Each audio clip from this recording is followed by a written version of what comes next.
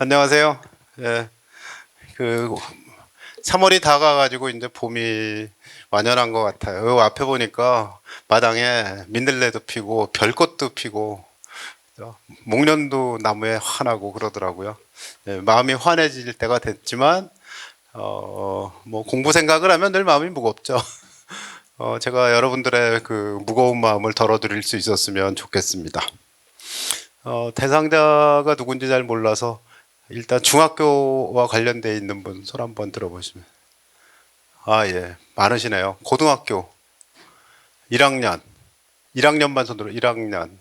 아, 한 분, 두 분. 네, 2학년. 3학년.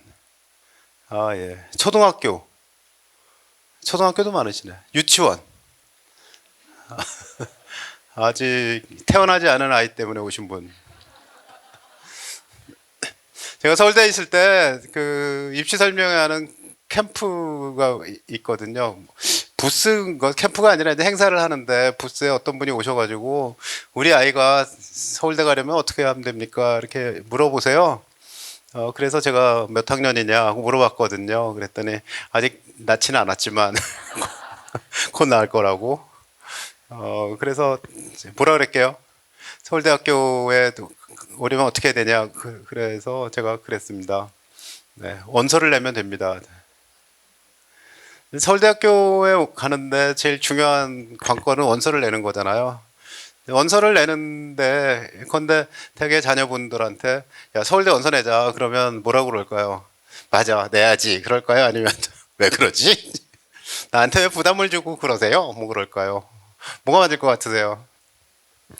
어, 용기를 내서 내가 어쨌든 서울대학교에 원서를 내겠다. 근데 서울대학교 가는 방법이 이제 세 가지가 있죠. 우리 영광 군단위 학교 있으니까 이제 뭐 농어촌 전형에 해당되는 학생도 있을 거고, 그다음에 이제 공부를 학교에서 전교 1, 2등을 다퉈가지고 지역 균형으로 지원한 학생도 있을 거고, 또 한 학생은 그냥 일반 전형으로 오는 학생도 있을 거고, 아니면 정시에 수능으로 갈 거야도 있을 건데, 정시 수능은 보통 재학생 건 아니에요.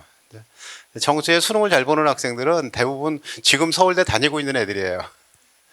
서울대 다니는 학생들도 1년 뭐 한 200명씩 그만두고 난 다시 서울대 갈 거야 그래가지고 다시 시험 보는 시대가 돼서 어 뭐 서울대 연고대에서 그만둔 학생들이 한 1000명 정도 됩니다.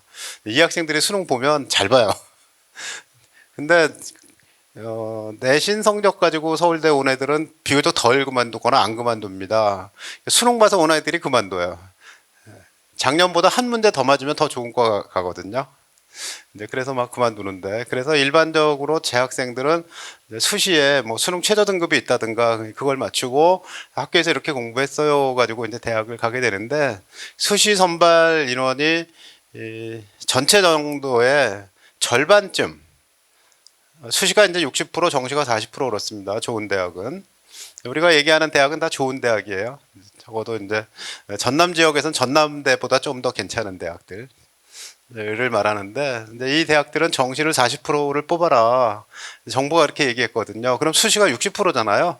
근데 그 중에 10%가 논술 전형과 뭐 음악 미술 특기자 전형, 체육 특기자 전형 이런 전형들입니다.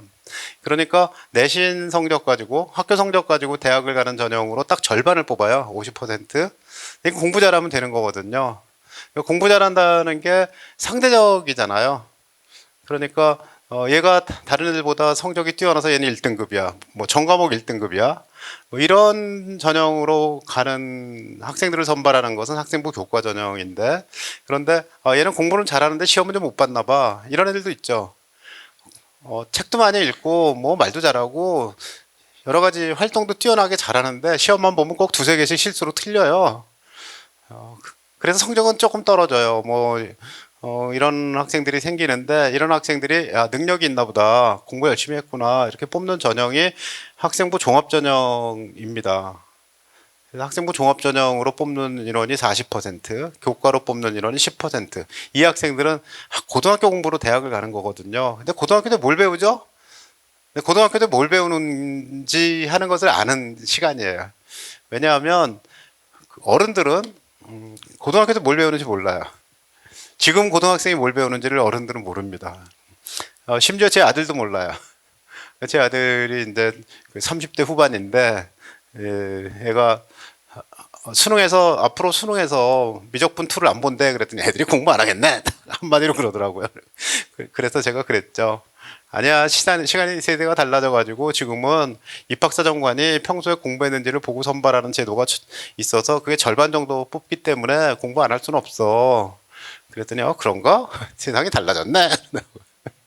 세상이 달라졌습니다. 공부란 무엇인가에 대한 세상이. 그래서 오늘 주제를 물어봤더니 아무래도 여기가 이제 사교육은 좀 약하고 학교에서 모든 걸 다 해결해야 되는 그런 학생들이 많으니 뭔가 주제가 있었으면 좋겠다. 그래가지고 학교 공부로 완성하는 대입 준비 이렇게 잡았습니다. 저는 공부가 뭐니라는 프로그램에 나와가지고 1년 동안 방송하니까 갑자기 유명해진 그전에 별로 유명하지 않았어요. 제가 서울대학교를 그만두고 각 지역에 여기 같으면 그 광주 일고에서 선생님들 모아놓고 강연을 했어요. 앞으로 이제 지금 학생들이 배우는 2015 개정교육과정이라는 게 있는데 이것이 적용되는 2020년대 입시, 요즘 입시죠. 2021년, 22년 이 입시는 이렇게 달라진다. 핵심은 어딨냐면 미적분이라는 과목을 했느냐 안 했느냐에 있다. 그런 얘기를 했는데 거의 모인 사람이 없었어요. 유명하지 않았던 거죠. 뭐 지가 전 서울대 입학사정관이고 입학사정관이지 뭐 이렇게 생각했던 거 보죠. 네, 방송에 나가니까 유명해졌습니다. 방송이 저를 유명하게 띄워서 제 말을 여러분들이 믿으니까 훨씬 더 좋은 그런 전파력이 생기고 좋아진 거라고 생각을 합니다. 왜냐하면 제가 2015 개정교육과정 만들고 그 직전에 현행 대학 입시 제도를 만드는 교육부 연구팀에 있었거든요. 그러니까 가장 정확하게 이건 이렇게 해서 맞는 겁니다. 그리고 이렇게 하시면 됩니다. 라는 생각을 드릴 수가 있고요. 좀 정확하죠. 입시 환경이 요즘 변하고 있는데 디지털 인재를 기르겠다고 정부가 얘기하고 있는데 이것이 좀 심각한 문제 중에 하나예요. 우리나라에서는 아무래도 장기적으로 보면 공대보다는 그 의대를 졸업하는 게 의사가 되는 것이 훨씬 더 먹고 사는데 안정적일 수 있다 이렇게 얘기를 하는데 기본적으로 받는 월급을 보면 보통 평범한 수준에서 보면 디지털 인재들이 훨씬 더 많은 연봉을 받는데 근데 본인들이 생각하기에 그렇죠. 그거 짧잖아. 그죠? 일찍 그만두잖아. 50 전에 그만두면 어떡해? 이렇게 얘기를 합니다. 그래서 디지털 인재에 대해서 좀 관심이 좀 적지만 지금 세상은 딱 두 가지로 나눠지고 있어요. 하나는 의대고 하나는 디지털이고요. 그 서울대학교에서 2014년 정도서부터, 그러니까 10년 된 거죠. 10년 전서부터 가장 뜨기 시작한 거가 컴퓨터공학과예요. 그전엔 그렇게 안 떴거든요. 지금은 컴공이 엄청 높아졌고, 첨단 융합학부라는 게 생겨나고, 각 대학에서도 인원을 증원해서 뽑고 있습니다. 디지털에서 적어도 박사학위를 가지고 있으면 연봉이 2억은 넘을 거야. 이렇게 얘기를 하거든요. 글로벌 기업에 취직해서 예컨대 구글이나 아마존이나 이런 데 취직하면 연봉 2억 정도는 뭐 그냥 받을 수가 있는데 우리나라 기업들도 아마 그런 정도로 앞으로는 성장을 할 거다. 3전의 주가가 지금 시중 주가에 없었던 새 기록을 쓸 것 같아요. 엊그제 그러고 있는 중이거든요. 삼성전자의 주가가. 어쨌든 반도체 쪽이 굉장히 그 앞으로 미래 전망에 있다고 보고 인재가 모자라서 그쪽 인재를 키우겠다 이렇게 얘기를 하고 있습니다. 반도체라는 게 꼭 그 반도체를 중심으로 해서 이렇게 그 뭐 로봇이거나 뭐 AI만 있는 건 아니고 무인 항공기, 자율자동차, 스마트 국방도 있고 유통도 있고 금융도 있고 뭐 스마트 시티 도시개발도 있고요. 바이오도 있고 없는 게 없거든요. 그래서 디지털 쪽이 있는데 이 디지털과 그 다음에 실제로 내가 전공하는 것을 어떻게 융합해가지고 새로운 것들을 만들어낼 것인가. 이제 이런 것들이 과제입니다. 그래서 첨단 융합학부라는 걸 만들어서 신입생을 뽑자. 그랬더니 올해 뽑아놨더니 벌써 그만두고 있대요. 의대 간다고. 그러나 그만둔 학생보다 남아있는 학생이 훨씬 많습니다. 이제 그만뒀다라는 얘기 하니까 그만두나 봐 이렇게 하지만 그러나 자기가 지금 이쪽 계통을 가지고 있는 사람은 굉장히 많다. 의대 다니는 학생들도 그만둬요. 서울의대에도 그만두는 학생이 나오고 연대의대도 그만두는 학생이 나옵니다. 와보니까 뭐 해부 실습하는 거 몰랐어요. 끔찍해서 못하겠어요. 그만둘래요. 저는 원래 의대가 꿈이 아니고 다른 게 꿈이었는데 엄마가 원해서 의대를 왔지만 입학해줬으니까 됐죠. 그만둘래요. 이런 학생들도 있고 몇 퍼센트의 학생들은 그런 학생들이 있습니다만 내가 디지털 쪽에 관심이 있다면 이쪽으로 간다는 거죠. 일반 공대하고는 좀 다르죠. 뭐 기계공학이나 전자공학과 디지털은 조금 다르거든요. 일반 공대가 있고 그다음 디지털 쪽 융합 쪽이 있고 그리고 이제 농생대나 이제 생명과학이 베이스인 그런 데가 있죠. 근데 점점 이렇게 첨단학과의 인원을 지난해 이번 입시에서 그냥 늘렸습니다. 그래가지고 서울대 정원이 218명이 늘었는데 계속 앞으로 이 전형으로 갑니다. 자, 저기를 만약에 가려고 한다면 서울 의대보다 높을까요? 안 높을 것 같죠? 서울대 약대보다 높을까요? 그 여학생들이 의대도 싫고 이쪽도 싫어하는 학생들이 좀 있습니다. 그래서 이 학생들이 몰리는 데가 약학이라서 생각보다 약대가 만만하지가 않거든요. 근데 그 정도 어디엔가 있다. 컴퓨터공학과와 첨단융합학부, 서울대 첨단융합학부는 어디가 높을까요? 커트라인으로 치면 어디가 가기 더 어려울까요? 이름은 첨단이 멋있지만 들어가기는 컴퓨터공학부가 좀 더 들어가기 어렵습니다. 왜냐하면 숫자가 작아요. 또 한 가지는 여기 들어가면 아직 뭔가 전공이 확정이 돼 있지 않았잖아요. 그래서 가서 이제 전공을 확정하거든요. 그런데 그 컴퓨터공학과는 컴퓨터공학이라는 게 정해져 있습니다. 그죠? 근데 아이들만 아니라 누구나 다 그런데 넌 소속이 어디야? 이게 굉장히 중요하거든요. 뭐 하시는 분이세요? 그죠? 이게 그 사람의 그 삶에 어떤 의미를 부여하고 본질을 대신할 수가 있습니다. 그래서 컴퓨터공학과 갈래? 아니면 과가 전공이 뭔지 모르는 그런 데 갈래? 그러면 난 과가 정해진 데 갈 거야. 이런 학생들이 꽤 있습니다. 더 많죠? 컴공이 조금 더 들어가기 어렵습니다. 이 정도면 됐죠? 나는 융합학부로 갈 거야 라는 결심이 섰습니까? 근데 거기만 있는 게 아니라 여기 보면 뭐 전남대도 엄청 많이 늘어났어요. 그래서 융합 인재를 늘려놓은 인원의 그 개가 거의 2,000명 가까이 됩니다. 10개교에 수도권의 10개교에 817, 그 다음에 지방의 거점 국립대들이죠. 거점 국립대와 일부 대학에 1,000명을 늘렸어요. 수시에서 더 많이 뽑습니다. 의대 정원을 늘린대요. 다 아시죠? 2,000명 늘려가지고 학교별로 이미 발표를 했습니다. 이렇게 발표를 했죠. 우리가 관심 있는 건 서울에 있는 의대. 서울에 있는 의대는 안 늘려줬다. 그죠? 그 다음에 지방에 있는 의대들은 정원을 늘려놨다. 뭐 이렇게 되어 있습니다. 그래가지고 비수도권에 있는 의대의 정원을 늘렸는데 쭉 보니까 전북의 전북대 142명, 그 다음에 원광대가 현 정원이 93명, 그런데 전북대는 200명으로 원광대는 150명으로 그죠. 전남대도 200, 조선대 150명으로 해서 전남북, 전북, 광주, 전남은 원래 없죠. 그죠? 전남대가 광주에 있는 바람에 그렇습니다. 그래가지고 고3 학생 대비해서 의대 정원이 두 번째 정도로 많다는 거죠. 그동안에는 원래 전북이 제일 많았어요. 그다음 전남이었는데 전남북이 이제 가장 그 학생 대비 의대에 갈 수 있는 정원이 많았는데 이번에 조정을 하는 사이에 세종시 중심으로 뭐 많이 늘렸다 그러잖아요. 충북대가 우리 너무 많이 늘려가지고 뭐 교육이 안 돼. 이제 충북대를 보면 어디가 있습니까? 여기죠?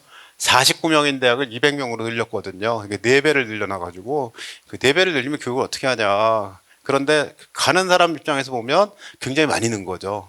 많이 늘었으니까 갈 가능성이 높아요. 입니다. 의대 가려면 어떻게 해야 돼요? 여기 가려면 정원을 늘려놓은 다음에 지역인재 전형으로 60%를 뽑으라고 그랬어요. 근데 경상도 지역은 60%보다 더 많이 뽑습니다. 왜냐하면 학생들이 입학했다가 그 지역이 아닌 학생들은 다 그만두고 다시 가는 비율이 너무 높아요. 그래서 점점 지역인재 전형으로 많이 뽑습니다. 그리고 수시로 많이 뽑습니다. 왜냐하면 정시로 오는 학생들이 그만두고 갈까봐, 그만두고 다시 도전할까봐. 그러니까 가장 먼저 사고가 터진 데가 원광대인데, 원광대학에 입학한 학생들 중에 너무 많은 학생이 그만둬 버렸어요. 근데 많은 학생들이 그만둔 이유가 뭐냐면 서울에 있는 의대로 다시 시험을 보려고 하는 거죠. 수능 문제 한 두 문제만 더 맞으면 더 좋은 의대 가는데, 원광대에 있으면 내가 그냥 계속해서 뭐 원광대가 있는 그 지역에, 전북 지역에서 의사 생활을 하고 뭐 그래야 되나? 그러니까 서울에 있는 애들이 와가지고 시험을 보면 이거 안 되겠는데 하고 다시 시험을 본다는 거죠. 그러니까 수시로 지역 인재로 뽑는 인원을 늘리자, 이런 생각을 입시 공학 쪽에서는 하는 거고요. 또 이제 늘려놓은 이유가 지방의 의료의 문제 때문에 늘리잖아요. 그 목적에 맞게 하려면 이제 지역 인재 전형을 늘리자는데, 지역 인재 전형으로 뽑을 때 정시보다는 수시에 많이 뽑자. 정시에 뽑아놓으면 그만두고 다시 수능 보겠다 그러니까 수시로 많이 뽑자. 수시는 학생부잖아요. 학생부로는 이미 나와 있는 성적이니까 시험을 다시 볼 수가 없습니다. 그죠? 그러니까 한번 가면 그게 끝이에요. 뭐 그만두고 내년에 다시 그 학생부를 다시 어디 내면 더 좋은 데 가냐? 되게 좋은 데 못 갑니다. 왜 못 가냐면 3학년 2학기 때 아이들이 면접 보러 다니고 뭐 그 밖에 이런저런 그 입시 준비를 하느라 3학년 2학기 학교 생활 기록부가 별로 안 좋아요. 원래 재수하려고 맘먹었던 애들 빼고는 다 별로 안 좋습니다. 그래서 3학년 2학기 성적이 들어가는 졸업생과 3학년 2학기 성적이 안 들어가는 재학생하고 같은 눈으로 보면 당연히 졸업생이 나빠요.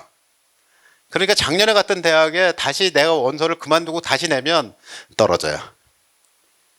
그죠? 3학년 1학기까지만 봐주지 않을까요? 그런 거 없어요. 있는 건 다 보는 거야. 학생부 종합전형이란 무엇이냐면 있는 걸 다 본다는 뜻이다. 종합적으로.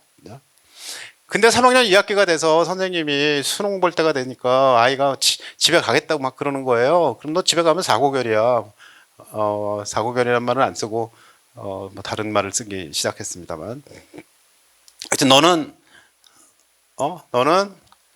가면 안 돼. 이렇게 얘기해도 학교 안 오거든요. 수능을 남겨두고 제가 마지막 정리 좀 꼭 해야 되니까 못 가겠어요. 그러고 이제 별도로 하잖아요. 그럼 결석일수가 생기죠. 대학에서 얘 봐라, 학교 안 가고 따로 공부한다고. 학교도 안 갔어? 선생님 말을 안 들었어? 선생님이 좋은 말로 안 써주죠. 그래서 3학년 2학기에 종합의견에 보면 선생님이 아이가 굉장히 착했었는데 점점 이상해지고 있다, 이렇게. 그러면 안 뽑겠죠, 대학은. 네, 그런 일이 있습니다. 그래서 결국 의대 정원이 늘어났는데 이 의대를 가기 위해서 해야 될 일은 무엇이냐? 학교 공부를 충실히 하는 것. 공부를 충실히 한다는 건 뭐죠? 좀 이따 제가 드리는 말씀을 잘 들으시면 되겠습니다. 그 다음에 또 한 가지는, 의대 정원이 늘어나니까 대학 가기 쉬워질까요? 그 학생부로 가는 건 크게 변함은 없습니다. 근데 수능 점수로 가는 전형은 어차피 인원이 늘었으니까. 근데 2,000명 늘었으면 2,000등이 떨어지겠죠. 그런데 60% 이상을 수시로 뽑으면 그 수시에는 성적이 수능으로 하면 2,000등 안에 드는 애도 있고 안 드는 애도 있을 거 아니에요. 그죠? 그러니까 수능에서 2,000등 안에 안 들었던 애들이 차지하는 그 비중이 있기 때문에 2,000등이 줄지 않고 한 1,000등 정도가 주로, 1,000등 정도가 이제 내려가는 거죠. 그죠? 그런데 대충 정시로 의대 가는 학생들이 지금 3,000명 시대에 한 1,200등, 1,300등 뭐 그런 정도 되면 이제 정시로 의대를 갈 수가 있었거든요. 근데 앞으로 2,000명이 늘어나면, 금년 당장이죠. 2,000명이 늘어나면 얼마나 될까요? 수능 성적으로 보면 한 2,000명 늘어나면 3,000명일 때 1,200등이었다면 2,000명이 늘어나면 얼마일까요? 뭐 2,000등 안쪽에 있겠죠. 1,800등 뭐 이런 정도 있을 것 같아요. 1,200등에서 1,800등이 늘어났다. 그럼 이제 600등이 늘어난 거잖아요. 600등이 늘어나면 몇 점 늘어났을까요? 몇 점이 떨어질까요? 600등이 늘어났으면. 그러니까 한 1,000등 근처에는 1점에 한 100명 정도씩 있어요. 조금 더 내려가면 120명, 150명 이렇게 있고요. 더 앞쪽은 50명. 그러니까 300등 수준에서는 1점이 50명. 그 다음에 한 5, 600등 이렇게 지나가면 1점이 70명, 80명 이렇게 가다가 한 1000등쯤 가면은 이제 100명. 그 다음에 좀 1, 2점 또 내려가면 150명 이렇게 있거든요. 그러니까 실제로 2000명을 더 뽑는다고 그래서 수능으로 가는 것이 쉬워지는 건 아니다. 서울의대는 안 바뀌고 연대의대도 안 바뀌고 성대의대도 안 바뀌고 아마 다 안 바뀔 거야. 왠 정원이 안 늘었잖아요, 그 동네는. 그러니까 빅5의 의대는 성적이 떨어지냐 안 떨어진다. 그 다음에 이제 중하위권 의대는 성적이 떨어지냐, 수능 문제 2점짜리 하나. 그 다음에 의대선에서 제일 낮은 커트라인을 보여주는 데는 얼마나 떨어질까요? 수능 문제 2점 하나, 3점 하나, 커봐야 2개. 그러니까 의대 많이 뽑으니까 공부 안 해도 갈 수 있을 거야. 이건 아니다. 근데 이 의대를 2000명 늘린 게 몇 년을 뽑을지 잘 모르잖아요. 그러니까 지금 중학생들은 그 의대 2000명이 늘어났으니까 널널하다는 또 아닐 수도 있다. 중학생은 원래 돌아갈 수 있으니까 그냥 그렇게 가면 되지 않을까 싶습니다. 또 한 가지는 무전공을 확대한다는 건데, 이게 이제 전공 칸막이 때문에 내가 한번 선택한 것들이 그 잘못 선택하거나 아니면 다른 것을 하고 싶을 때 벽이 너무 많이 쌓인다는 거죠. 그래서 융합 시대를 맞이하여 이제 융합 전공을 할 수 있게 무전공으로 하자인데, 전공이 없으면 어떤 과는 내려가고 어떤 과는 올라갑니다. 그죠? 아이들이 별로 가기 좋아하지 않는 도고동문학과가 있어요. 도고동문학과를 가면 뭐라 그럴까요? 아이한테 야, 너 동문학과 원서 한번 써볼래? 그러면 아이가 그래요, 영광이죠. 연세대학교 도고동문학과를 한번 쓰면 붙을 것 같은데 갈래? 그러면 아이가 그거 연대니까 가야죠 이렇게 생각할 거야? 아니면 무슨 동문과야 그럴 거예요. 무슨 동문과야 그러겠죠? 무슨 동문과야 그러면 당연히 커트라인이 떨어지죠. 좋은 애들은 안 오니까. 근데 연세대학교에 경제학과가 있어요. 근데 경제경영학과가 있습니다. 거기는 커트라인 높잖아요. 근데 이거 무전공으로 뽑아보세요. 그럼 어떻게 돼요? 중간쯤 오겠죠. 그죠? 낮은 데는 올라가고 높은 데는 낮아지고. 커트라인이 떨어진다 그러니까 애들은 어떻게 하겠습니까? 일단 원서를 내고 보죠. 그죠? 그럼 거기 경쟁률이 높아지잖아요. 그럼 낮은 대학은 커트라인이 떨어지죠. 그러니까 커트라인 높은 대학의 커트라인 높아지고, 그리고 경쟁이 심해진다. 무전공 때문에. 그래서 약한 데를 골라서 그냥 아무 데나 갈래라는 경향은 아마도 맞지 않을 것 같다. 근데 중하위권 대학은 지금 커트라인보다 좀 내려갈 수 있다. 그런데 얼마나 내려갈지는 아무도 모른다. 왜? 한 번도 안 해봤으니까. 진짜인지 모른다. 그죠? 이렇게 생각할 수가 있습니다. 어쨌든 올해는 국립대는 25%, 사립대는 20% 정도를 무전공으로 뽑으세요. 뭐 이렇게 말을 하고 있고요. 앞으로는 무전공으로 점점 더 많이 뽑으려고 합니다. 그러니까 지금 중학생이 갈 때는 아마 좀 더 많은 학생들이 전공 없이 그냥 입학하게 될 것 같고요. 옛날에도 그랬어요. 옛날에도 그런 적이 있었습니다. 70년대 말에 서울대학교가 대계열로 뽑아서 공학 1계열, 자연 1계열, 자연 2계열 그래가지고 한꺼번에 뽑아놓고 2학년 마칠 때쯤에서 과를 나눠준 적도 있었거든요. 다시 그런 방향으로 시대가 융합시대로 가서 그렇게 바뀐다는 거죠. 2025년 금년도 대학이면 어떻게 될까요? 근데 무전공으로 선발을 추진하면서 바뀐다는 얘기는 금방 드린 말씀이고요. 그런데 서울대학교에 자유전공학부라는 게 있어요. 서울대학교에 자유전공학부를 정시로 뽑습니다. 그럼 정시는 뭐죠? 수능이죠. 수능은 수능 점수 좋은 애들이 올 거 아니에요. 그래서 정시에 들어온 애들 중에 미적분이나 기하를 본 학생, 되게 미적분 본 학생과 과탐 본 학생이 전부 다다 100%였다는 거죠. 사회탐구 보는 학생들의 성적이 좀 낮아요. 아시다시피 사회는 어렵게 나서 표준 점수가 나오면 70점인데 과학2는 80점을 넘겨버렸습니다. 그러니까 거기서 10점 차이가 나는데 과목이 2개예요. 2개면 20점 차이 나잖아요. 그 다음 확률과 통계하고 미적분 보는 학생들의 성적 차이가, 미적분을 본 학생은 한 5점쯤 더 나옵니다. 그러니까 내가 확률과 통계를 봐서 거의 다 맞았어요. 미적분을 봐서 거의 다 맞았어요. 차이가 5점이다. 그럼 두 개 합치면 25점이잖아요. 그러니까 당연히 어떻게 되겠습니까? 과탐 본 학생, 미적 과탐 본 학생들이 다 차지해 버리고 말았다는 거죠. 우리 애가 문과인데 수능을 이과로 보면 안 될까요? 보세요. 봐도 돼요. 보면 유리해요. 봐도 되는 게 아니라. 그런데 문과대를 가려고 하는데 아니면 사회과학대를 가려고 하는데 과탐을 보는 게 유리하냐? 유리하죠. 근데 맞는 틀리는 개수를 보면 사회탐구는 뭐 거의 다 맞지만 뭐 세계지리도 다 맞을 수 있고요. 한국지리도 다 맞을 수 있거든요. 근데 과탐은 몇 개 틀릴 거예요. 아니 그러면 사회를 봐야지. 두 개 다 맞는다고 가정을 해서 두 개 똑같이 하나씩 틀린다고 가정을 해서 그렇게 되고요. 수능을 선택할 때 이번 수능은 2027년까지 갑니다. 지금 현재 고등학교 1학년. 근데 사회 하나 과학 하나 볼 수도 있거든요. 그러니까 자기가 관심 있는 과학이 있다면 과학 분야에서 하나 보고 사회 하나 봐도 아무 문제 없어요. 자, 어떤 과목을 보라고 정해져 있진 않습니다. 현재는. 자, 그러니까 과학을 잘하는 학생들이 유리한 시대가 되었다. 이미 70년대에 들어오면서 테크노크라트의 지배를 얘기했고 과학이 세상을 지배하는 시대가 될 거야 그랬는데 지금은 수학과학이 굉장히 부를 많이 차지하는 부의 생산을 차지하는 그런 시대가 되었습니다. 한 10년 전에 미국의 텍사스주에서 통계를 낸 게 하나 있는데 수학이 필요한 학문을 한 사람과 수학이 필요하지 않은 학문을 한 사람의 연봉 차이가 5배 이상 나는 거예요. 예컨대 수학이 필요한 경영 경제 이쪽을 전공한 사람이나 공대를 전공한 사람들은 연봉이 10만 달러쯤 되는데 거기도 이제 미국 국문학 있죠.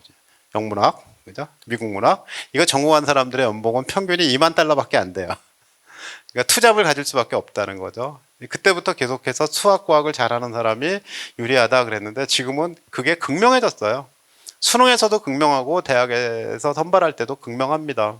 예컨대 수시에서 미적분과 과학 탐구를 공부를 했는데 그래도 열심히 한 학생, 공대 갈 수준은 안 되지만 그래도 열심히 한 학생이 있고요. 어떤 학생은 수학에 미적분 안 하고 확률 통계까지만 했어요. 그 다음에 사회탐구에서 경제를 하고 세계사를 한 학생이 있습니다. 두 학생이 지원했어요. 만약에 둘 중에 한 명을 뽑는다면 누굴 뽑을까요? 두 학생이 경제과를 지원했다. 그런데 얘는 미적분을 하고 얘는 안 했다. 얘는 과탐을 했고 얘는 사탐을 했다. 사탐에 경제가 포함되어 있다. 누굴 뽑을까요? 미적분한 학생이 뽑힐 가능성이 1번입니다. 과탐을 본 학생이 선발이 됩니다. 아, 얘는 이공계 하려고 그랬더니 아니야? 아니라고 그러는데 어떡하겠어요? 진로 활동에 보면 원래 뭐 경제학을 해가지고 뭘 하고 싶어서 뭐 탐구했다고 이렇게 써 있으면 아 얘가 원래 경제과인데 과탐을 했구나. 왜 과학 왜 했지? 아, 이 세상에 그 경제를 움직이는 건 과학이잖아. 과학을 알고 있다는 게 얼마나 장점이에요. 이렇게 나오는 세상이 돼버린 거죠. 그러니까 과학에 관심을 갖자. 중학생이라면 과학에 관심을 갖자. 초등학생이라면 과학에 관심을 갖자. 영어 수학만 하지 말고 과학에 관심을 갖자. 이렇게 되는 시대가 되어버렸습니다. 의대정원 확대는 말씀을 드렸고요. 그 다음에 수능 지금 이제 고3의 가장 큰 관심은 수능에 있을 거예요. 엊그제 모의고사 봤습니다. 고등학생들은 다 봤죠 한꺼번에. 근데 수능 3월달 모의고사는 대부분 그 전에 수능 성적 수능과 비슷한 경향으로 내기 때문에 아마도 국어와 수학이 어렵지 않았을까 이렇게 생각이 됩니다. 앞으로도 킬러 문항은 없어졌다는데 정말 킬러 문항은 없어진 거 맞아? 그렇게 어렵다. 그전에는 몰라서 킬러 문항이라고 그랬는데 지금은 알 것 같은데도 이상하다. 뭐 어렵게 내는 거는 어렵게 내는 기술이 있는 사람이 잘 만들어낸다는 거죠. 그래서 지난해 가장 큰 문제가 뭐였냐면 킬러 문항을 없앤대요. 그럼 학생들이 뭐라고 생각합니까? 아, 어려운 거 안 나온대. 그럼 공부를 안 하죠. 공부를 안 했어요. 그러니까 조금 어려워지면 맞을 수 있는 문제가 없는 거예요. 영어와 똑같아요. 영어 절대평가잖아요. 그럼 90점만 넘으면 1등급입니다. 그럼 90점 넘을 것 같죠? 공부를 안 해요. 공부를 안 하는데 영어 문제가 3점짜리가 있고 2점짜리가 있습니다. 3점짜리 3개 틀리면 91점이에요. 3점짜리 3개 틀렸는데 2점짜리 하나 더 틀리면 89점이잖아요. 수능 영어를 내는 평가원은 아주 기가 막히게 어려운 3점짜리 3개와 좀 어려운 2점짜리 하나를 틀리게 만들어서 누구나 다 89점으로 땅을 치게 만든다. 기가 막혀요. 그러니까 아이들은 3점짜리 하나 틀리거나 3점짜리 2개 틀리는 공부를 해야지 실제로는 1등급을 맞을 수 있다는 걸 아이들은 몰라요. 내가 왜 틀리지 하는데 본인이 기대감으로 나는 91점을 맞을 수 있을 거야 라는 생각 때문에 공부를 딱 요만큼 덜 하는 것, 그게 문제가 됩니다. 그것과 똑같이 킬러 문항이 없어졌어요. 그러니까 공부 안 해도 되겠구나, 수능 문제 쉬워진대, 뭐 이렇게 생각하는데 하나도 안 쉬운 거예요. 그럼 어떻게 되겠어요? 불수능이라고 그러죠. 문제를 쉽게 내도 불수능인 거예요. 왜? 애들이 공부를 안 했거든. 그런데 그런 기조는 유지될 것 같다. 그러니까 올해 수능 공부 열심히 해라. 근데 현재 그 2022년 대입부터는 수능이 점점 더 중요한 역할을 하게 됐어요. 왜 그러냐면 수시에 수능 최저 등급을 안 쓰는 대학이 거의 없었어. 정시에는 수능으로 뽑는 인원이 많아졌어. 그러니까 수능을 잘 봐야 되는데 문제는 재수생이 들어가지고 수능 잘 보는 애들이 더 많아졌어요. 대학을 안 가도 수능을 잘 보는 애들이 생겨났어요. 얘네가 지금 나 연대의대 다니고 있는데 다시 시험 봐가지고 서울의대 가야지 하고 수능 봤더니 딱 연대의대 갈 성적인 거예요. 그래서 다시 다녀. 그러니까 수능은 석차니까 4%까지는 1등급이고 11%까지는 2등급이고 이렇게 해가지고 나오는 성적이잖아요. 그런데 시험은 잘 보는 애들이 앞에 차지하고 있어서 내가 아무리 시험을 잘 봐도 3등급밖에 안 되네. 최저를 못 맞췄네. 이렇게 되죠. 그래서 이 정시 확대의 여파를 수능 최저를 맞춰야 되는 재학생들에게 이게 쓰나미처럼 밀려왔다. 근데 이게 몇 퍼센트를 반영하겠다든가 그 수시에서 세 개 영역 합의 5, 세 개 영역 합의 7, 두 개 영역 합의 5 이렇게 정하는 건 학생들이 고등학교 1학년 때 정하거든요. 1학년 말쯤에 대학이 정해서 2학년 3월 달에 대기업에다 내는 거예요. 대기업에다 내놨는데 수능이 어려워져가지고 그 점점 맞을 애가 없대. 그래서 고칠 수가 없어요. 그게 2년 뒤에 바뀌는 거기 때문에. 그래서 대학은 수능이 어려워지고 있어서 최저 등급을 못 맞추겠구나, 지금 바꿔야지. 그러면 그 바꾼 혜택을 보는 학생은 현재 1학년 학생들인 거죠. 그래서 수능이 중요해진 시대가 되었는데 그것을 실감한 게 언제냐면 이제 지난 입시부터인 거예요. 2024 입시부터 본격적으로 수능이 큰 영향을 미치는구나. 근데 그 수능이 큰 영향을 미치는구나. 그 언제까지 가냐면 2027년 현재 고등학교 1학년까지 가는 거예요. 그러니까 현재 고등학생들은 수능에 굉장히 큰 신경을 써야 된다. 중학생도 신경 써라. 물러지지는 않을 거다. 다음 시대가 바뀔 때까지 신경을 써야 되는데 중학교 수능은 조금 달라요. 그건 나중에 얘기하기로 하고, 그리고 이제 미적분 과탐 선택 중심 모집 단위는 지난해보다 점점 입결이 올라가요. 입결은 이제 커트라인인 거죠. 커트라인 점점 올라가고 있어요. 왜 그러냐? 미적 과탐 보는 학생들이 점점 늘어나는 거예요. 그러니까 이 성적이 좀 좋거든요. 미적 과탐 보는 학생들이. 이게 총 숫자가 늘어요. 그래서 성적이 높아진다. 성적 공부 잘하는 애들은 누구나 다 오고 문과에서 공부 잘하는 애들도 다 일로 와버렸어. 그래가지고 성적이 높아졌어요. 그러니까 전체적으로 높아진다는 얘기고요. 그 다음에 학생들이 과목 선택을 예년보다 대충 하지 않고 꼼꼼하게 해요. 왜냐하면 성적이 1점이라도 더 나와야 되거든요. 그렇기 때문에 그걸 전년도 성적을 보면서 어떻게 해가지고 성적 관리를 하고 높아지고 있다. 그 다음에 또 한 가지는 학교 내신 성적도 과목 선택을 하면서 눈치를 봐가지고 성적 잘 나올 과목들을 선택해서 보는 경향이 있다. 이거죠. 그러니까 학생부 교과 전형의 입시 결과가 높아지고, 그리고 정시 수능에서 입시 결과가 높아진다는 거예요. 참고로 말씀드리면 학생부 종합 전형은 입시 결과가 높아지고 낮아지고가 춤을 추니까 그것 가지고 알 수가 없어요. 그러니까 올해는 올해는 1.3인 애들 중심으로 뽑았는데 그 다음에 보니까 애들 성적이 무지하게 좋아졌어요. 그러면 이제 정원 안에 드는 아이들 뭐 10명을 뽑기로 했는데 60명이 지원했어요. 그러면 그 60명 애들 중에 뽑아놓고 나니까 평균이 1.3이에요. 그럴 수 있는데 어떤 애는 뽑아놓고 나니까 2.5로 내려갔네? 이럴 수도 있거든요. 그러면 내려간 거냐? 그런 게 아니라 지원자 풀이 바뀌었다라고 말할 수 있는 거죠.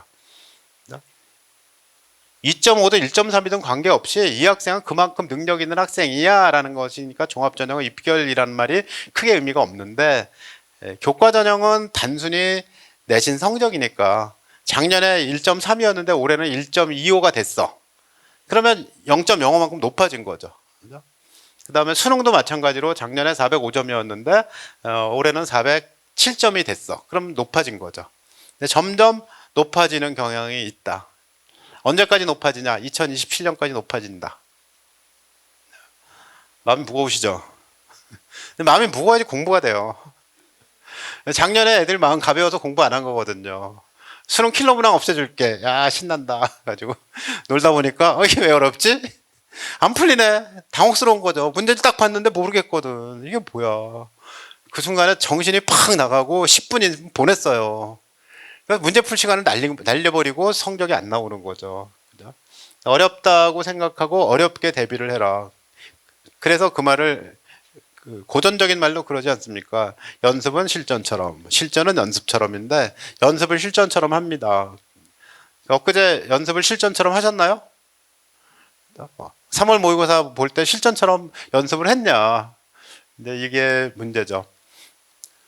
수능 볼 때 유의사항이라는 게 신문에 계속 나요. 수능 유의사항 그러면 10월 말서부터 해서 언론 보도가 계속 되니까 그거 찾아보면 이걸 모의고사 때 해야 되는 거구나.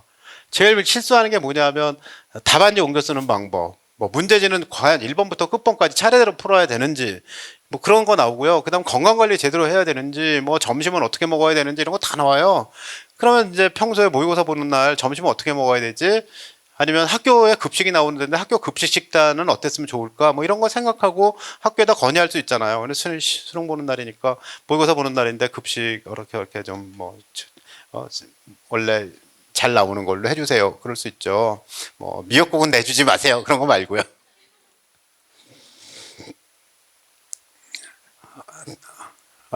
수능을 잘 보려면 1번이 뭔지 아십니까? 라고 제가 퀴즈를 낸 적이 있었는데 꼭 답이 서울대 가려면 해야 될 일이 뭔지 아십니까? 와 비슷하지만 서울대 가려면 어떻게 된다 그랬죠? 예, 원서를 낸다. 원서를 낸다는 걸 좀 더 멋있는 두 글자의 말로 바꾸면 뭘까요? 도전. 도전이 중요합니다. 수능을 잘 보려면 어떻게 해야 되냐의 답은 도전은 아니에요. 수능은 무슨 요일 날 보는지 아세요? 네, 목요일. 선거는 수요일, 수능은 목요일. 그죠? 목요일 날 컨디션이 좋아야 됩니다. 그래서 일월 화수를 잘 보내고 좋은 컨디션으로 하루 종일 시험을 봐라. 대학 입시란 무엇일까요? 인데 대학 입시에 쓰이는 전형 요소가 세 가지가 있어요. 면접이 없구나. 그죠? 일단 학생부라는 게 있는데 학생부는 학교에서 시험을 봅니다. 점수를 학교에서 줘요? 그 다음에 논술이 있어요. 논술 문제 출제는 누가 합니까? 대학이 하죠. 대학이 직접 출제하고 대학이 채점해서 점수를 만들어서 학생들을 뽑는 제도입니다. 수능은 문제를 누가 내죠? 국가가 내죠. 국가 수준에서 내거든요. 그러니까 시험 문제 내는 주체가 셋이 있는데 하나는 학생을 고등학교에서 가르치는 학교, 그 다음에 하나는 대학에서 가르치는 논술, 그 다음에 하나는 정부가 내는 수학능력 시험인데 학교 생활을 평가하는 건데 학교 공부를 충실히 한 학생을 대학에서 뽑자. 그래야지 애가 학교에서 공부 열심히 할 거잖아요. 그죠? 근데 학교 공부란 무엇이냐가 있지만 이제 좀 뒤에 말씀을 드립니다. 근데 우리 부모님 시대에도 학교 공부는 열심히 했잖아요. 안 한 건 아니거든요. 근데 그게 뭐였냐면 문제풀이였죠. 수능 초기에 그때는 이제 국어 영역, 외국어 영역, 수리 영역 그랬습니다. 다 영역 이름이. 근데 1학년에는 기본 언어 영역을 풀고 2학년 때는 수능 언어 영역을 풀고 3학년 때는 심화 실전 언어 영역을 풀죠. 3년 동안 문제만 풀어요. 교과서는 엄청 빨리 나갑니다. 수학도 교과서가 수학의 정석이었어요. 수학 교과서로 공부하지 않고 수학의 정석으로 공부를 했습니다. 그러다가 이제 EBS에서 80% 70%가 이렇게 난다고 그러니까 교재 자체가 EBS예요. 교과서는 어디 있는지도 몰라. 받으면 버려. 그런 시대가 있었잖아요. 근데 그렇게 가르치고 보니까 뭐가 문제냐면 생각이 짧다는 거예요. 아이들의 생각이 짧다. 이미 보기는 있고 보기 중에 고르면 되는데 이건 아니고 이거 아니고 이거 아니고 그래서 이거 남았네 이거 답 이렇게 그 답을 골라내는 그런 시험을 보게 되고 어떤 애는 진짜 잘 찍어가지고 진짜 성적이 좋은 애도 있는데 그게 실제 시험에서도 실제로 그런 학생이 생겨나요.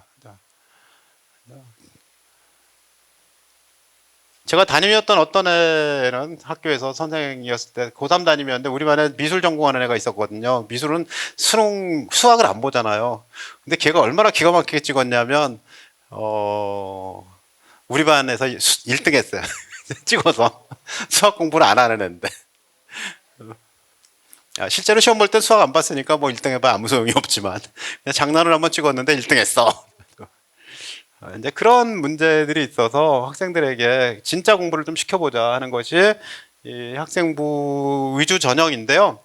그런데 이제 그러다 보면 어떤 학교는 수업을 잘하고 생활기록부를 잘 쓰는 것 같고 어떤 학교는 그냥 뭐 별로 좀 그런 것 같아. 이제 그렇게 되니까 일단 국가 입장에서 보면 그냥 그 학생이 성적이 좋다면 인정해주는 제도를 남겨두자. 이게 학생부 교과 전형이에요. 얘는 성적이 좋잖아. 전교 1등이야. 이걸 남겨두자. 그래야지 모든 학교에 1등짜리는 남아있을 거 아니야. 그러니까 뭐 우리 뭐 영광고 해령고에서 난 1등이야. 그런데 야 여기 1등 해봐야 아무것도 아니래. 도망가자. 이렇게 얘기하면 안 되잖아. 그러니까 공부 잘하는 애들은 그 지방 학교에 다 남아있게 교과 전형을 유지합시다. 인 거죠. 그러니까 어떤 특목고나 아니면 뭐 서울에 있는 강남에 있는 학교들 은 1등을 해도 평점이 1.5 안에 들어오지 못해요. 그러니까 과목마다 매니어들이 있어가지고 뭐 전 과목 1등급에 이런 학생들은 없거든요. 그러니까 그 교과 전형을 두자가 이제 10%의 학생들을 그것을 뽑기로 한 거고요. 종합 전형은 진짜 학교에서 뭘 했는지를 보고 뽑자 하는 게 40%인 거죠. 그래서 그걸 가지고 뽑자가 이렇게 그 학생부 중심 전형인 건데 이 노무현 대통령 시절에 2004년에 야, 학교에서 공부한 거 가지고 뽑아주면은 학교에서 공부하고 사교육도 좀 줄어들고 그러지 않을까. 그리고 이게 뭐 2010년, 2020년이 되면 생각을 많이 하는 창의적 인재가 필요하다는데 그런 인재를 기르기 위해서는 수능의 영향력을 좀 줄이는 게 맞지 않을까. 그래서 수능 등급제를 하겠다고 하고 그리고 입학사정관이 학생을 선발하는 제도를 운영하겠다 이렇게 발표를 했어요.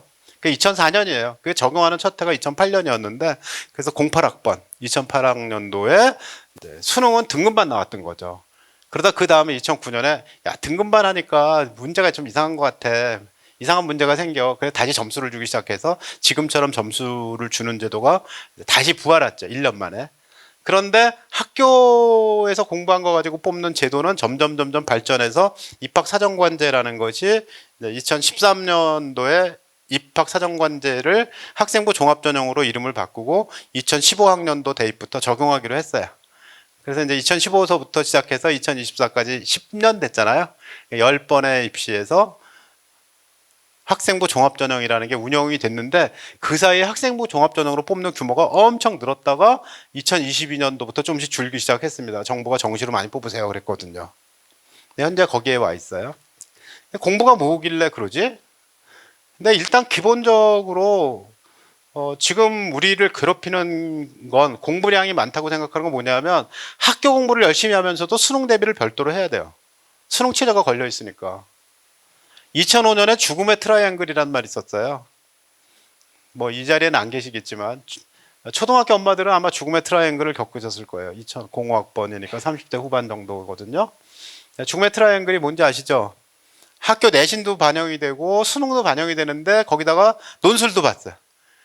한꺼번에 셋 다 해야 돼. 그래서 이거 죽음의 트라이앵글이라고 했던 건데 지금은 셋 다 보는 그런 전형은 없어요. 그러나 학생부에도 수능 최저가 반영되는 전형이 많이 있고, 그리고 정시는 수능 최저가 있어야지 되니까, 그러니까 결국 수능이 중요하고 그 다음에 내신이 그 다음으로 뒷받침이 돼야 되고, 우리가 수시로 가기 위해서는 일단 내신이 뒷받침되는데 수능은 얼마만큼 해야 되고, 이 두 개는 해야 된다는데 두 개의 길이 달라요. 이 두 가지의 공부 방향이 다르다. 이것이 문제라는 거죠. 요거는 10%가 안 됩니다. 많은 대학이 안 봐요. 보는 대학은 보고 많은 대학은 안 본다. 논술 전형으로 대학 가는 건 로또다. 나의 사전에 없다. 그래야 된다. 인하대 의대 600대 1 넘었다. 이 정도면 로또다. 붙기 위한 시험이 아니라 당선되기 위한 당첨되기 위한 시험이 아니냐, 이렇게 볼 수 있는 거고요. 대부분의 학생들은 이거 학생부 종합전형 40, 수능 40, 이 안에 들려고 하는데, 이쪽에서 40이라고 하지만 실제로는 재학생들이 차지하니까 재학생 때 대학 가려면 이쪽 가야 된다. 정시의 길은 힘들다. 수능도 정시 수능과 수시 수능은 달라요. 왜냐하면 국어를 90점 맞아도 1등급이거든요. 근데 정시로 가려면 거의 다 맞아야 됩니다. 정시로 의대 가겠어요? 정시로 뭐 융합학부를 가겠어요? 그러면 뭐 많이 틀려야 하나 틀려야 되거든요. 그러니까 5개 틀려도 되는 사람이 있고 하나 틀려도 되는 사람이 있어요. 5개 틀려도 대학 가는데 아무 지장 없는 사람 누구? 수시 지원자. 그죠? 공부 방향이 다르죠. 그 킬러 문항이라고 했던 그 고난도 문항, 아주 어려운 문항을 공부 안 해도 돼. 그거 정말 쓸데없는 공부야. 이렇게 얘기할 수가 있습니다. 그러니까 학교 공부로 대학 가는 방법은 뭐냐? 학교 공부 열심히 하는 거구나. 수능은 어떻게 하지? 수능은 학교에서 대비를 해줘요. 수능 최저는 맞추도록. 이건 뭐지? 대입제도 공정성 강화 방안이라는 것이 있었는데 2019년 11월 27일 날 있었습니다. 그때 얘기한 게 아까 말씀드렸던 종합전형은 투명성, 공정성을 강조하기 위해서 막 자기소개서도 없애고 고교 프로파일도 없애고 추천서 이미 없애버렸고 막 그런 거죠. 그 다음에 수능 위주 전형을 40% 이상 해라. 누가? 서울 소재 16개 대학. 우리가 얘기하는 뭐 서연고, 서성한이, 중경, 외시, 건동홍 이 학교들이죠. 근데 홍대는 원래 높았고 이대는 원래 높았으니까 그 대학 빼고 뭐 광운대가 포함이 되고 뭐 그래서 어쨌든 16개 대학은 이 40%를 준수하세요 해서 정시를 늘렸습니다. 서울대학교가 지난해 정시 40%를 맞춰놨거든요. 그런 영향이 있어서 정시를 이렇게 뽑게 됐다고, 또 한 가지는 여기 그 사회배려대상 선발 사회 통합 전형으로 10%를 뽑아라 그래가지고 서울대 농어촌 전형으로 가는 길이 좀 더 넓어졌어요. 그러니까 사회 통합 전형이 수시에 있고 정시에 농어촌이 또 있어요. 그래가지고 수능 봐서 농어촌으로 갈 수가 있는 학생들이 있는데 거기에 해당되는 학생들보다는 일단 수시에서 사회 통합 전형으로 그 농어촌에 지원해서 붙는 학생들이 훨씬 많습니다. 농어촌 지역에 있는 학교 중에서 비평준 일반고가 있는데 수능을 아주 잘 보는 애들만 다니는 학교가 좀 있어요. 그런 영향으로 정시에서 수능 모의고사 성적이 수능 성적이 아주 잘 나와야지만 정시에 일단 기본적으로 지원인해서 승산이 있지 않습니까? 어쨌든 사회배려 대상자 선발이 늘어나서 농어촌 학생들에게 기회는 좀 늘어났다는 거고요. 그 다음에 여기에 그 지역균형 선발 10%를 뽑아라. 근데 교과로 뽑아라니까 교과로 뽑을 때 지금 현재 고등학생까지는 똑같아요. 내신 9등급으로 나오는 거 가지고 가는 건 금년과 이미 입시를 치른 대학교 1학년, 고등학교 3학년, 2학년, 1학년이 똑같은 방식이 되니까 어떻게 하는지 보면 되는데, 중3부터는 내신 성적 산출이 5등급으로 된다고 그러잖아요. 그럼 교과 전형을 못한다는 뜻이거든요. 그럼 교과 전형 못하면 이건 어떻게 되지 하는 건 언제 하냐면 빨라야 내년에 알 수가 있습니다. 현재 학생들이 고등학교 1학년쯤 될 때가 돼야지 논의가 시작될 거고, 정확하게 알게 되는 것은 2학년 4월 달이죠. 대학이 고등학교 2학년 4월이 되면 우리는 이렇게 뽑겠어요 라고 발표를 해야 되거든요. 그때가 되면 분명히 아니까 지금은 뭐냐, 교과 전형을 노리고 하지 말고 그냥 열심히 해. 그냥 최선을 다해. 일단 좋은 게 좋은 거잖아. 뭐 그거 말고는 방법이 없어요. 지금 이제 중학생한테 해당되는 건 수능이 바뀐다는 건데, 현재 고등학생은 이렇게 돼 있습니다. 중학생은 이렇게 돼 있어요. 현재 고등학생은 국어를 선택하는데 언어와 매체를 선택하는 것이 성적이 좀 더 잘 나옵니다. 언어는 뭐 고3이 돼서 배우게 됐죠. 언어와 매체는 2학년 때는 문학하고 독서를 배울 테니까 이걸 배우게 됩니다. 그런데 3학년이 되면 화작과 언매 중에 하나를 배울 텐데 이 언어가 문법이에요. 그래서 그 부모님 세대에는 언어 매체라는 게 없어가지고 언어 매체는 아나운서 되는 거냐 매체에서 언어를 사용하게 이렇게 말씀하시지만 그게 아니고 문법이에요. 근데 아이들이 문법 싫어해요. 그래서 언어 매체를 선택해서 보면 좋겠는데 선택 잘 안 하려고 한다. 지금 2학년이에요. 선택하는 게 낫습니다. 지금 1학년이에요. 문법 공부를 하세요. 중학교 거 복습하시면 됩니다. 나올 때 하는 거지만 중학교 때 문법 다 배웠어요. 고등학교 때 새로 배우는 거 별로 없어요. 중학교 때 문법을 제대로 안 하고 까먹어서 영문법은 기억하는데 우리말 문법은 까먹어서 뭐 이렇게 말을 하게 되거든요. 문법은 기본적으로 용어가 중요합니다. 용어와 개념과 사례를 잘 익혀두면 됩니다. 중학교 때 배웠습니다. 그 다음에 수학은 선택이 있는데 아시다시피 미적을 선택하는 학생이 무지하게 늘어서 절반을 넘어섰다. 대한민국 건국 이래 처음이에요. 이과 수학이 문과 수학을 넘어선 건 처음이다. 지난해 2024년 대입에서. 그 전에는 미적과 기하를 합친 수가 확통을 넘어섰어요. 그때도 처음이었어요. 그 이전까지는 대개 이과 수학을 보는 학생들의 숫자가 과탐 보는 학생들의 숫자보다 7만 정도가 적었어요. 과탐을 보는데 수학을 못하니까 과탐을 보지만 실제로는 난 문과 수학을 봤어요. 수학 나형인 거죠. 가나형 중에 수학 나를 봤어요 하는 학생이 전국에 7만 명이 있었는데 지금은 그냥 웬만하면 미적분을 봐요. 그럼 미적분 보는 애들은 공부 다 잘하는 애들이냐? 아니에요. 찍는 애도 태반이에요. 점수가 잘 나온다니까 그냥도 봐요. 그런데 그 학생들은 찍든 안 찍든 아무 관계가 없어요. 어차피 미달인 대학 갈 거거든. 그걸 어디 써먹냐고요. 그러니까 지금은 대학 정원보다 학생이 훨씬 적은 시대에 살고 있고 서울에 있는 건국대조차도 추가 모집을 해요. 건국대도 추가 모집하고 광운대도 추가 모집하고 뭐 그랬거든요. 지방에 있는 모든 대학은 추가 모집을 하는데 충원이 안 됩니다. 90% 정도 충원하니까 수능을 4등급, 5등급 맞았어요. 쓸 데가 없어요. 그냥 가는 거야. 필요도 없어. 수능 성적 보다는 말도 안 해. 전문대를 갈 거야. 수능 성적보다는 말 안 해요. 그냥 원서 내면 가는 거죠. 경쟁이 있으면 내신 성적이 좀 더 좋아야 되지만 그것밖에 없어요.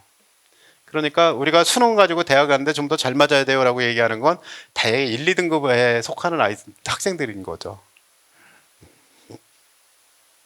수능으로 1, 2등급을 다투는 학생이라면 아니면 앞으로 1, 2등급을 할 그런 각오가 돼 있다면 나는 미적을 할 거야. 나는 언어와 매체를 할 거야. 그 다음에 사회와 과학이 있는데 뭘 선택할까 하는데 과학을 선택하는 게 훨씬 더 많이 나와. 근데 내가 원래 이과거든? 근데 이과인데 혹시 문과대 갈 수도 있잖아요. 뭐 저는 사실 국어국문학과를 나왔는데 우리 과에 그 옛날에도 이과 출신이 많았어요. 문과대에도 신기하게 이과 출신들이 간혹 자주 옵니다. 그죠? 그런데 어떤 대학은 문과 중에 문과대라면 제2외 국어를 요구하는 데가 있어요. 성적은 반영 안 하면서 봐라. 그런데 서울대 인문대를 가려면 제2외국어 봐야 돼. 안 보면 지원 자격이 없어요. 그래서 괜히 보는 학생들이 꽤 있다.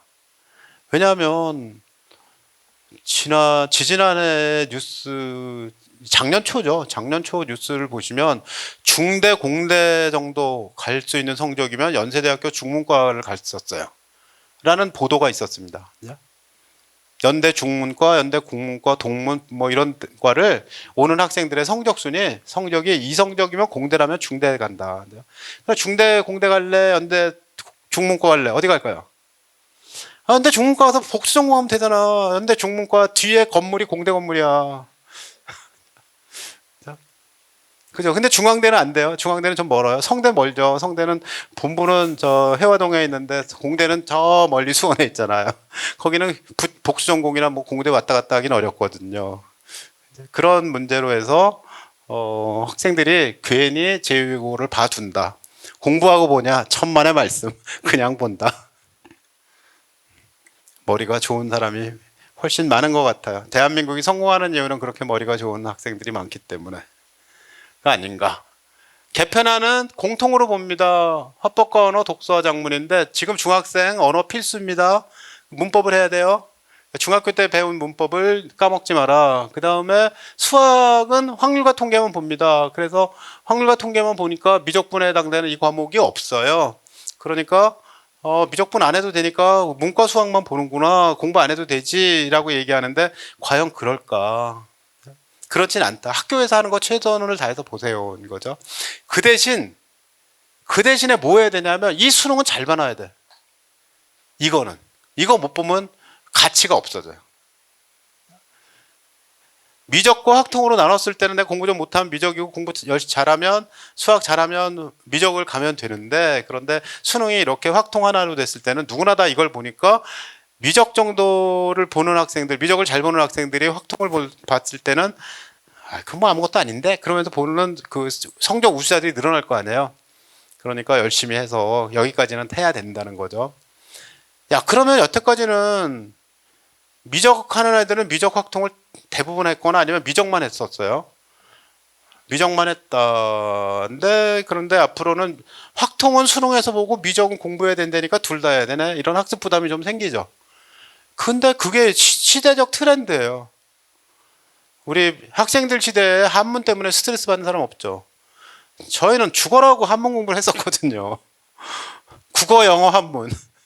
근데 그 시대를 살아온 사람들도 있는데 언제나 부담 없었던 때는 없었다. 우리의 부담은 어딨냐면 수학이라는 언어다 하는 거죠. 그래서 확률과 통계까지 열심히 하는데 그 뒤에 미적분은 학교 공부를 열심히 하세요. 중학생, 초등학교도 한 4학년까지는 마찬가지고요. 초등학교 3학년은 나중에 보셔도 됩니다. 새로운 정부가 들어와가지고 입시를 개편한다고 하면 입시와 교육과정을 개편했을 때 해당되는 학년이 지금 아마 초3 정도 될 거예요. 교육과정 개편을 하려면 연구를 해야죠. 그죠? 연구를 해야 되고 연구한 다음에 뭐 고시를 해야 되고 고시한 다음에 학교에 적응하는데 몇 년 걸리거든요. 그거 끝나고 시험 보게 되니까 새 정부가 들어선 다음이라 하더라도 빨라야 초3 아니면 현재 초등학생까지는 지금의 제도가 그대로 유지될 가능성이 높다. 어쨌든 현재 초등학교 4학년까지는 현재 제도가 바뀌는 제도가 유지된다면 중학교 1, 3, 2, 1, 초 6, 5, 4 이렇게 6년간 유지될 가능성이 있는 거거든요. 여기는 불변일 것 같다. 이거 바꾸긴 어렵다. 그 다음에는 모른다. 이렇게 보시면 되고요. 그 다음에 모른다 그러면 초등학교 저학년 부모님 계세요? 안 계신가 보네. 예, 한 분. 그 다음에 모른다면 어디로 가냐면 학생부 전형으로 가요. 수능의 힘은 점점 약해져 가고 있는 중이에요. 수능보다는 학생부 중심으로. 그리고 IB 교육과정 얘기 많이 들으셨죠? 인터내셔널 바칼로레아라는 스위스의 본부를 둔 이 교육기관에서 그 교육을 제공하는 건데,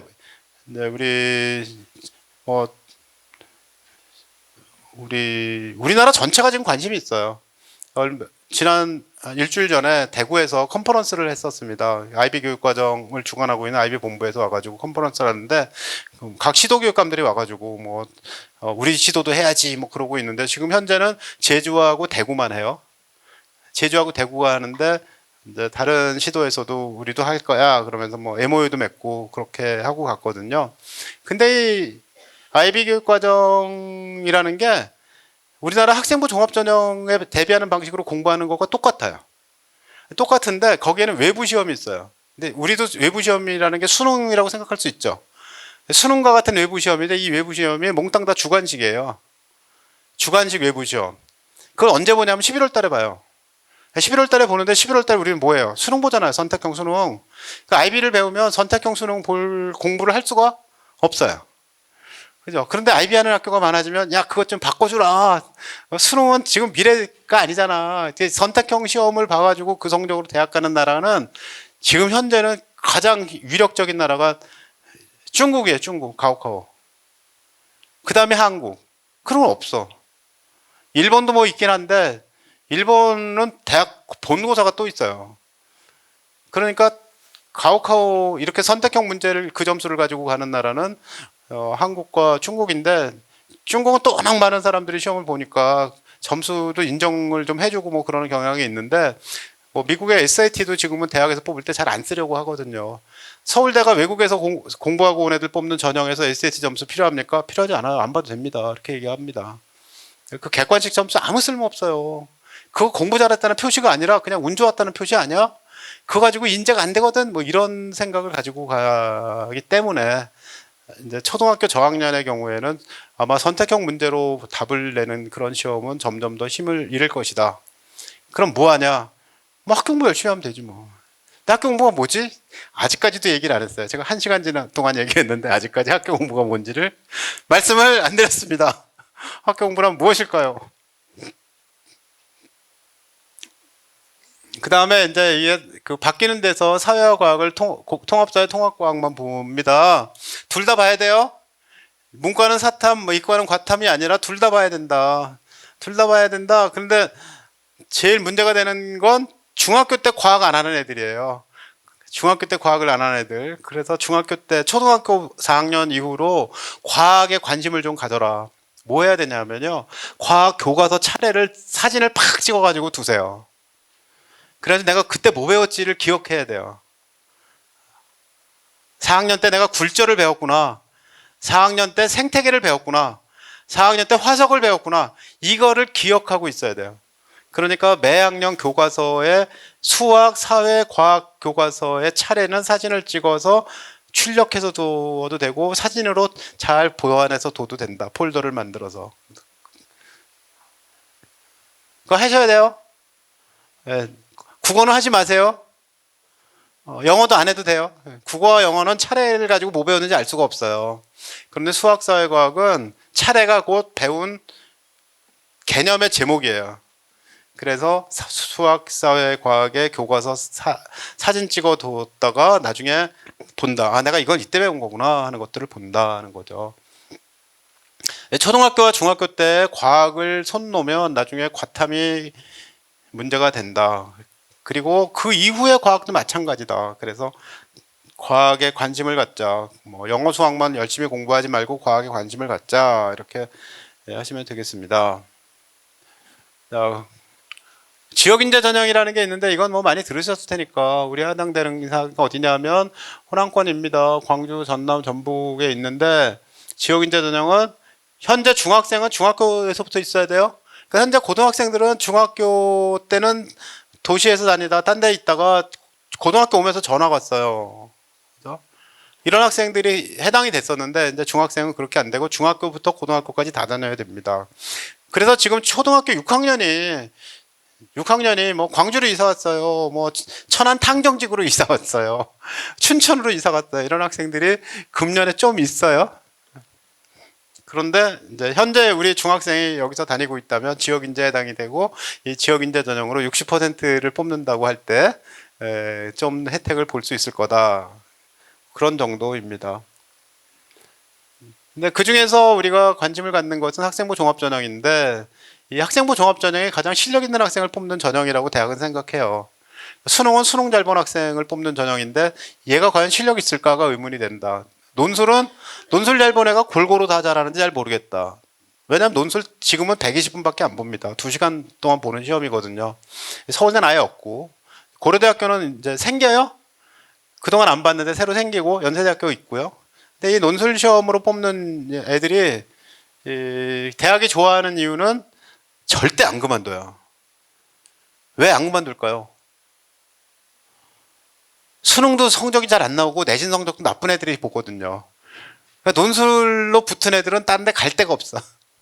그리고 논술 모의고사 봤는데 성적이 뭐 점수가 5점 떨어졌다 그래서 그 5점 낮은 과를 보게 되지는 않아요.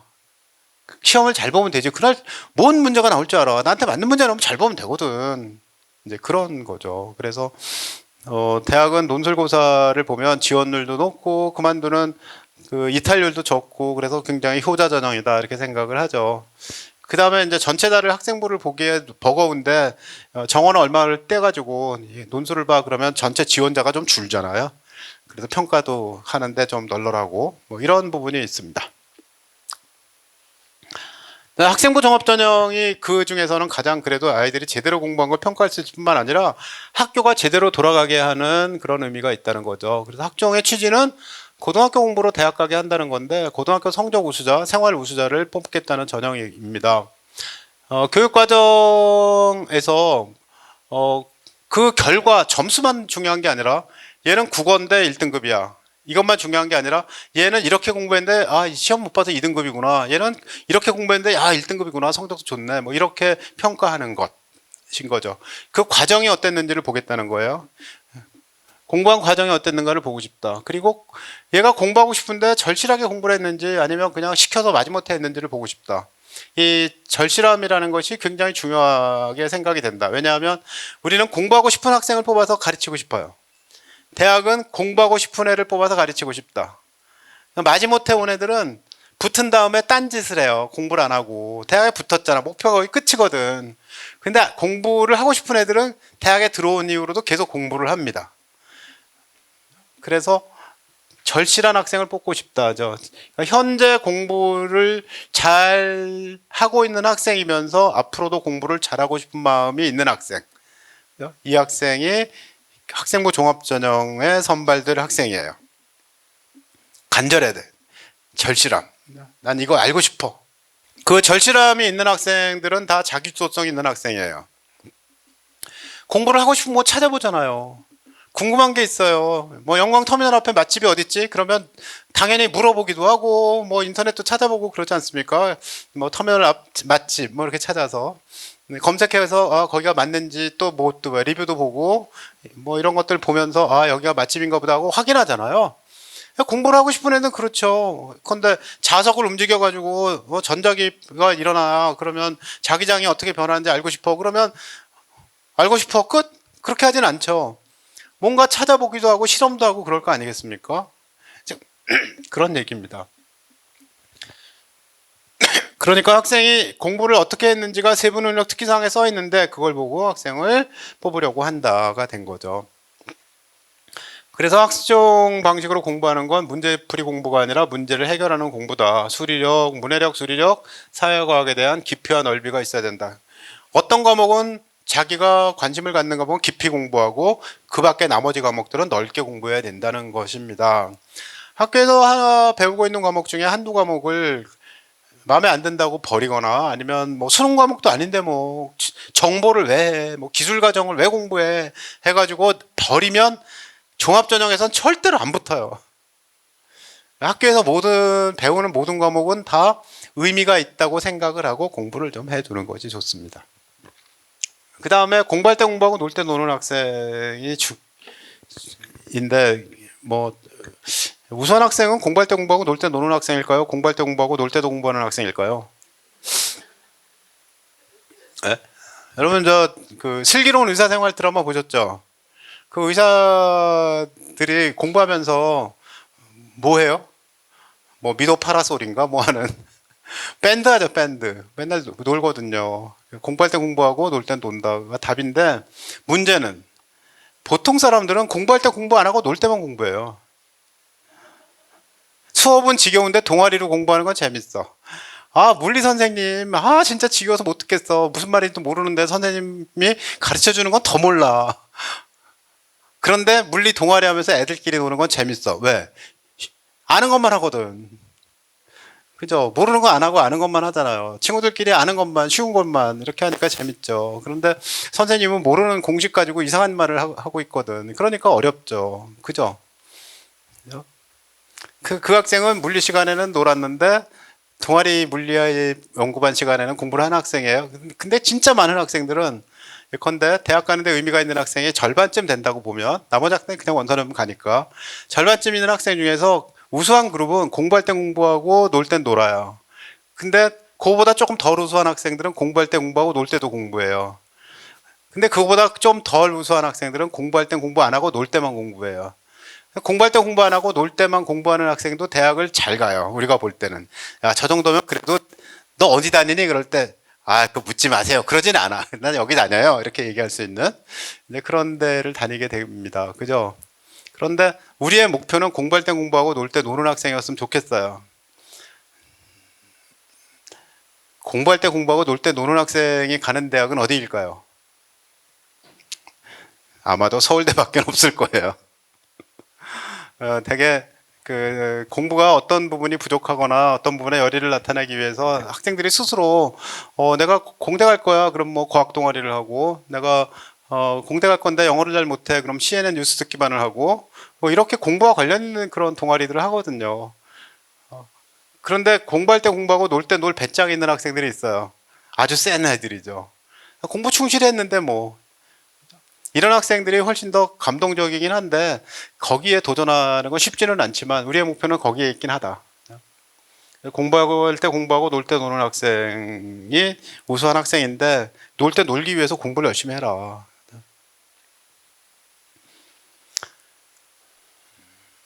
학생부 종합전형의 평가는 위에 걸까요, 아래 걸까요?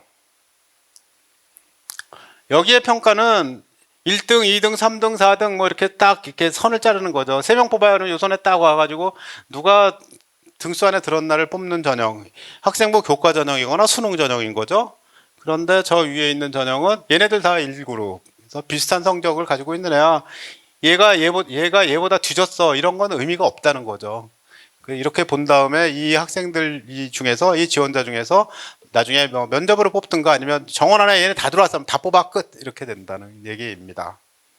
그래서 종합전형은 점점 그 경쟁 자체는 좀 더 이렇게 아주 뭐 루즈하다? 좀 널널하다? 뭐라고 그래야 됩니까? 경쟁을 좀 완화한 이런 전형이다 이렇게 말을 합니다. 이건 경쟁이 아주 센 거죠. 1점을 반드시 더 맞아야 돼. 이렇게 되는 전형입니다. 학생부 종합전형에서 추구하는 인간상을 국가에서는 이렇게 얘기하고 있어요. 이게 국가 수준이에요. 자기 주도적인 사람. 지금 고등학생은 자주적인 사람이고요. 지금 중학생은 자기 주도적인 사람이에요. 문서에 바꾸면서 명칭을 바꿔놨습니다. 자기 주도적인 사람, 그 다음에 창의적인 사람 이렇게 돼 있고요. 그 밑에 두 개가 더 있어요. 뭐죠? 교양 있는 사람, 더불어 사는 사람 이렇게 되어 있습니다.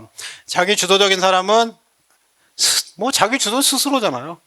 스스로 뭐를 자신의 진로와 삶을 핵심은 스스로에 있고요. 두 번째는 진로를 개척한다는 데 있어요. 고등학생이 뭘 한다고 진로를 만들어 하든가 뭐 중학생부터 진로를 너무 강조하는 거는 좀 올바르지 않아 라고 얘기하지만 우리 어른들이 잘할 때 너 문과 갈래 이과 갈래를 나눴던 것만큼만 정하면 돼요. 네가 앞으로 문과 갈 거야 이과 갈 거야. 왜냐 이과 간다면 수학 과학을 많이 해야 되고 문과 간다면 수학 과학을 좀 덜 해도 되는데 그런데 옛날에는 공부 잘하면 다 법대나 아니면 뭐 상대가 쓰니까 공대보다는 법대 상대가 더 셌기 때문에 뭐 수학을 많이 하든 안 하든 관계없이 다 공부 잘하면 문과 공부 좀 떨어지면 이과 뭐 이렇게 했던 시대가 있었지만 지금은 공부 좀 해 이과 법대도 없잖아 이과 그 다음에 경제 경영학과는 과학적 지식이 필요하다니까 석사 수준의 과학적 지식 그래서 뭐라고 그래요 공대 나와가지고 MBA 하면 돼 뭐하러 대학 때부터 상대를 다녀 말도 안 되는 소리 하지마 뭐 이렇게 얘기하는 이런 시대가 됐거든요. 어쨌든 진로가 무엇이냐는 굉장히 결정하면 할수록 굉장히 도움이 된다. 뭔가 살아가는데 도움이 된다. 진로를 결정하지 않으면 손해를 본다. 고등학교 1학년 여름방학이 되면 너 앞으로 뭐 배울래를 선택하게 하거든요. 근데 나 공대 갈 거거든. 그럼 물리학 해야 돼요. 나 의대 갈 거거든. 그럼 뭐예요? 생명과학, 화학은 해야 되겠죠? 의대 갔는데 생명과학 안 했어요. 이렇게 할 수는 없잖아요. 물리 할까 말까는 뭐 여력이 있으면 하고 아니면 여력이 없어 못했어요. 그럴 수 있을 거고. 근데 수학은 어려운 거 해야 되죠. 난 꿈이 국문학자야. 난 최연배 선생님이 좋아요. 언어학 할래. 그러면 뭐 해야 돼요? 수학 미적분 할까요 말까요? 국어는 국어 잘하면 되고 영어는 영어 잘하면 되거든요. 근데 수학은 위계가 있기 때문에 미적분 할까 말까가 있는데 음성학을 하려면 미적분 해야 돼요. 왜냐면 요즘은 인공지능으로 프로그램을 돌려버리거든. 그럼 프로그램 짜야 되잖아. 그러니까 미적분 해야 돼. 안 하면 안 돼요. 이상한 세상이 됐어요. 인공지능이 없던 시절에는 안 해도 될 걸 인공지능 때문에 해야 되는 시대가 됐다. 이런 거죠. 그 대신 과학은 별로 안 해도 돼요. 국문과에 과학 많이 필요하지는 않거든요. 국어, 음성학 하는데. 그러니까 그 학생이 뭔가 분야를 정해놓으면 배울 과목을 쉽게 쉽게 정해가지고 앞에 길을 쭉 갈 수가 있고, 길이 바뀌어도 큰 틀만 안 바뀌면 괜찮은데, 그런데 그렇지 않으면 고생한다. 그래서 뭐가 될래는 고민을 하세요. 언제부터? 중학생부터 뭐가 될래는 고민해야 됩니다. 부모님 입장에서 아이한테 물어봤어요. 우리 초등학생한테 너 뭐가 되고 싶어? 이렇게 물어봤어요. 그랬더니 아이가 코미디언이 된대요. 개그맨이 되고 싶대요. 그럼 어떻게 해요? 안 돼! 그러지 마시고, 개그맨 좋지. 남을 웃긴다는 게 얼마나 좋은 일인데. 그런데 개그맨이 되어가지고, 남을 웃기려면 전문성이 있어야 돼. 그럼 공부를 많이 해야 되거든. 앞으로 공부 열심히 하거라. 뭐 이렇게. 아, 그래요? 그럼 저 탤런트를 할래요. 그 윤여정 배우 봐. 미국 가가지고 아카데미 상 받을 때 영어로 인터뷰하는데 멋있잖아. 영어로 인터뷰를 안 했다면 아카데미 상 받을 수 있었겠니? 싸이가 아카데미 상 받았어요. 아카데미 상 받는 싸이가 영어로 그 영어권에서 떴어요. 왜 그럴게요? 영어를 잘해서. 마동석이 뭐 범죄와 전쟁 그 양반이 미국 영화에 왜 나왔지? 영어를 잘해서. 영어를 잘해야 커지지. 세계적으로 먹고 사는 건 영어인 거야. 그래서 그 아이에게 그렇게 얘기했어요. 그래? 이렇게 혹해야 되는데, 꿈을 바꿔야 되겠다. 꿈을 바꾸면 어떻게 해요? 그 꿈도 영어, 공부가 필요해. 이렇게 돼 있는데요. 근데 서울대학교가 이런 학생을 뽑는데요. 기준이 뭐냐면 학업 능력, 학업 태도, 학업의 소양을 가지고 뽑는다예요. 학업 능력이란 뭐죠? 공부 어떻게 하니까 창의적인 사람이에요. 창의적인 사람. 학업 태도는 어떤 학생이에요? 스스로 알고자 하면 어떤 사람? 자기 주도적인 사람. 그 다음에 이 사람 학업의 소양은 바른 인성과 공동체 의식을 지닌 사람 누구죠? 교양에 있는 사람, 더불어 사는 사람. 그러니까 국가교육과정에서 얘기하는 것과 그 다음에 서울대가 뽑으려는 학생과 또 한 가지는 우리 학교 교훈 똑같아요. 우리 학교 교훈 공부 잘하고 착하고 그 말이 변형돼서 나오는 거거든요. 근데 공부 잘한다는 건 뭐냐? 공부하고 싶은 마음을 가지고 스스로 공부하는 사람인 거죠.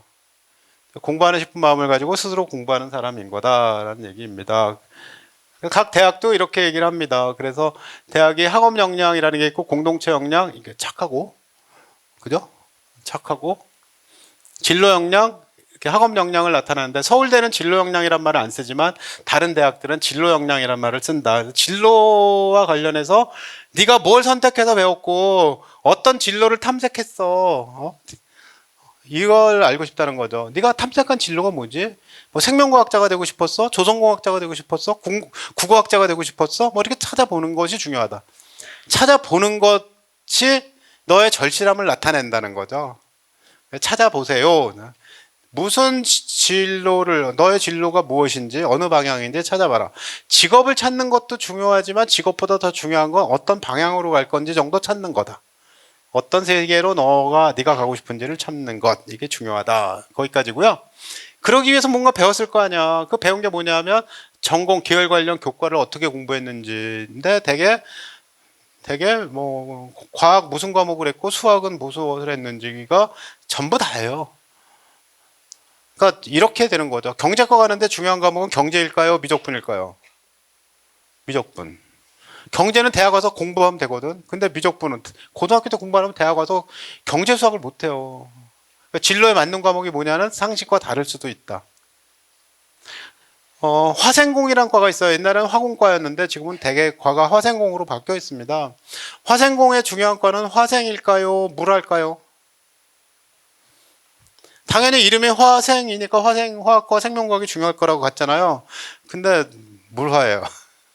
생명과학은 대학에 와서 해도 되는데 기본적으로 우리 집에 그 쇠고기가 한 덩어리 있거든. 근데 이거 구우면 딱딱해지잖아. 이 딱딱해진 쇠고기를 어떻게 하면 딱딱해지지 않게 할까? 화학약품 부을까? 아니면 이렇게 망치로 두들길까?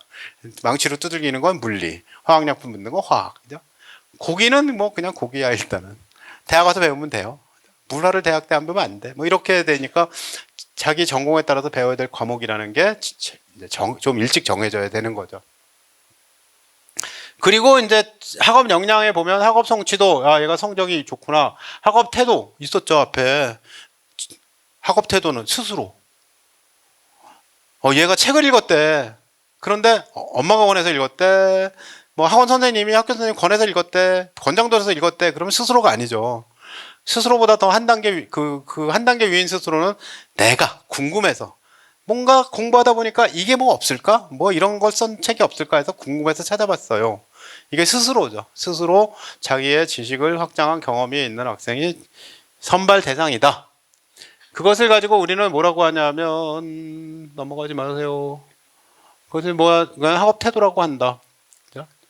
그 다음에 탐구력이라는 게 하나 들어가 있어요. 탐구해라죠. 뭐 탐구력은 탐구해라 하니까 뭐 탐구를 하면 된다는 것으로 넘어갈게요. 좀 이따 얘기를 하기로 하겠습니다.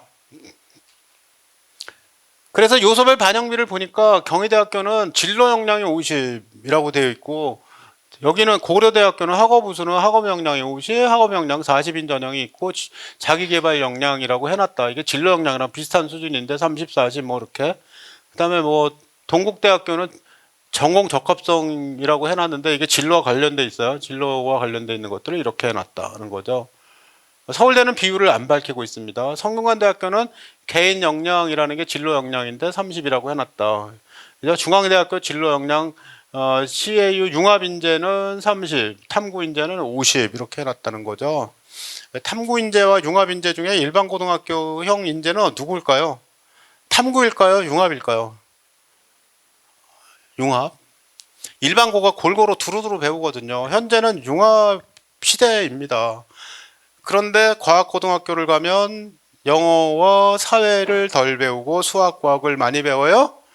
그 다음에 외고를 갔어요. 외고는 외국어를 많이 배우는 대신 뭔가 적죠. 국어를 적게 배우고 수학을 적게 배우고 그 다음에 또 과학을 적게 배워요. 그러니까 좁고 깊게 배운다. 근데 일반고를 다니면 다 배워. 다 배우고 자기가 좋아하는 거 깊이 있게 할 수 있는 기회가 있어. 일반고 전성시대라는 말이 맞는 시대가 되긴 했다. 단지 우리가 공부해서 이루어야 될 것이 좀 많을 뿐이다. 이런 거죠. 그래서 이렇게 표를 해놨는데 이 퍼센트라는 게 각 대학마다 좀 다른 이유는 경희대 같으면 진로를 더 중요시해요 라는 뜻이고 진로 탐구 경험을 중요시해요 라는 얘기고 중앙대는 진로보다는 학업 역량 공부 잘해를 더 많이 쳐요 라는 얘기입니다. 서울대는 아예 진로라는 말이 없다. 이게 그냥 스스로 학업 태도 이것만 가지고 진로라고 말할 수는 없잖아요. 진로와 관련된 내용이 별로 없는데 진로와 관련된 내용을 별로 말하지 않는 대학은 서울대가 유일하다. 왜? 그냥 다 잘하니까. 다 잘하는 애들이 대부분 오니까 뭐 진로가 뭐예요? 그럼 별 필요가 없다. 어차피 융합인재 시대에 진로가 뭐가 필요했겠냐. 학생부 종합전형을 준비하려고 합니다. 그러면 어떻게 해야 되냐. 졸업생 지원자는 늘고 있는데 졸업생 지원자가 는다고 합격률이 점점 늘지는 않아요. 학교 다닐 때 졸업생 지원자가 느는 것을 너무 염두에 두지는 마라. 그 다음에 서류평가 반영비에 주의해서 경희대학교처럼 뭐 진로 역량을 강화했는데 내가 진로를 별로 한 게 없어. 그러면 불리하겠죠? 원서 쓸 때 유의해라. 이런 얘기고요. 그 다음에 필수이수 교과목이라는 걸 내요. 좀 이따 보여드릴 거고 그 다음 면접을 보는 전형이 많이 있습니다. 면접 연습을 해야 되는 거죠. 그 다음 수능 최저학력 기준을 적용하는 데가 있으니까 수능 공부는 적당하게는 해둬야 된다는 그런 말입니다. 그러니까 내가 뭐 해야 되지? 아, 면접 연습하고 수능 준비도 어느 만큼 하고 그 다음에 학교 공부 열심히 하면 되는 거구나. 이게 학생부 종합전형의 전체입니다. 무엇을 배워야 하나인데 서울대학교는 이런 걸 내놓고 있어요.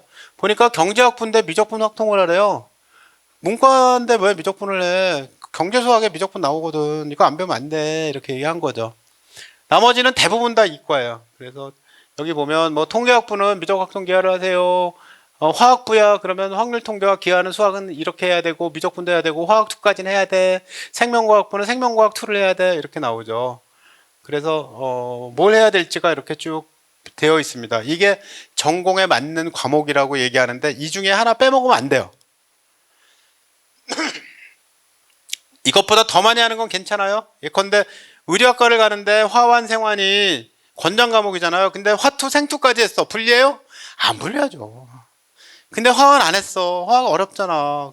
의료가 왜 화학이 왜 필요해? 야, 나이롱 알려면 화학 알아야지. 비스코스 레이온 그 화학이지 뭐냐. 왜 그래? 이런 얘기입니다. 이 표는 고등학교만 보여준다. 근데 거기만 했냐? 그게 아니고 경희대, 고려대, 중앙대, 연세대, 경희대, 고대, 성대, 연대, 중대. 중요한 대학은 여기 다 있네요. 근데 연고대도 있고 서울대 앞에 있었고 연고대 따로, 중대, 경희대 따로 이렇게 해서 냈는데 예컨대 경희대 컴퓨터를 가려면 소프트웨어 융합학과가 있는데 미적분 기하 확통을 해라. 인공지능 수학 했으면 좋겠다. 뭐 이런 식으로 다 얘기한 게 있는데 고등학교 1학년 때 다 알려줘요. 이걸 보고 무시하지 말면 됩니다. 무시하지 않아야 되는데 그럼 선택할 때 만약에 내가 컴공을 가고 싶어. 근데 컴공을 가고 싶은데 미적 확통 기하를 다 해야 된대. 그런데 나는 미적분 안 했어. 그러면 어떻게 해요? 진로를 바꿔야 되는 거죠. 내가 전기전자를 가려고 하는데 전기전자에서 가려고 하는데 보니까 여기 물한 물투가 있는데 화환이 들어있네. 근데 나 화학 하나도 안 했어. 그럼 불리해요, 안 불리해요? 불리하죠. 화학 안 했는데 화학 동아리를 했어. 불리해요, 안 불리해요? 여전히 불리하죠. 교과에서 안 했으니까. 왜 안 했지? 이 학교 없었나? 에이, 세상에 화학 없는 학교 어딨어. 화학은 다 있지. 지가 안 한 거지. 왜? 싫었거든. 이제 그런 뜻이 돼버리잖아요. 그죠? 네, 그래서 여기에 있는 과목, 이 방향으로 가려면 이미 중학교 때 이 분야의 공부를 해야 된다는데 중학교에서는 이걸 안 가르쳐 줘요. 그러니까 중학교 때 이런 정보가 있다는 걸 아시고 찾아보면 네, 권장 과목, 뭐 핵심 권장 과목과 전장 과목 이런 문서를 찾아보면 저런 걸 이런 계열로 가려면 있는 거구나 하는 것들을 아시면 되고요. 대부분 상식선에 있는데 아닌 것이 좀 있다.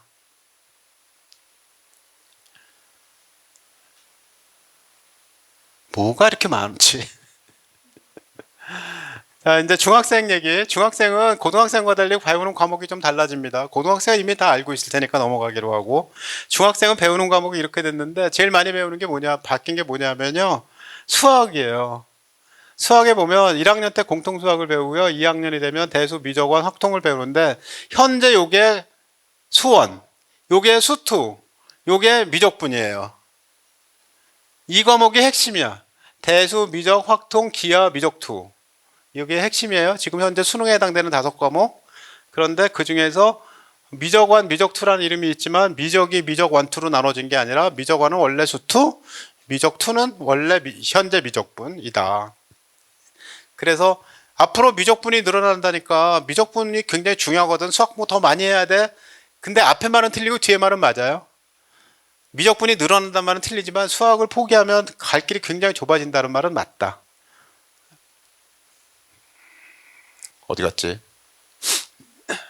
그 다음에 사회는 이게 일반 선택과 진로 선택, 융합 선택 이렇게 있는데 일반 선택 과목이 2학년 때 주로 배우고요.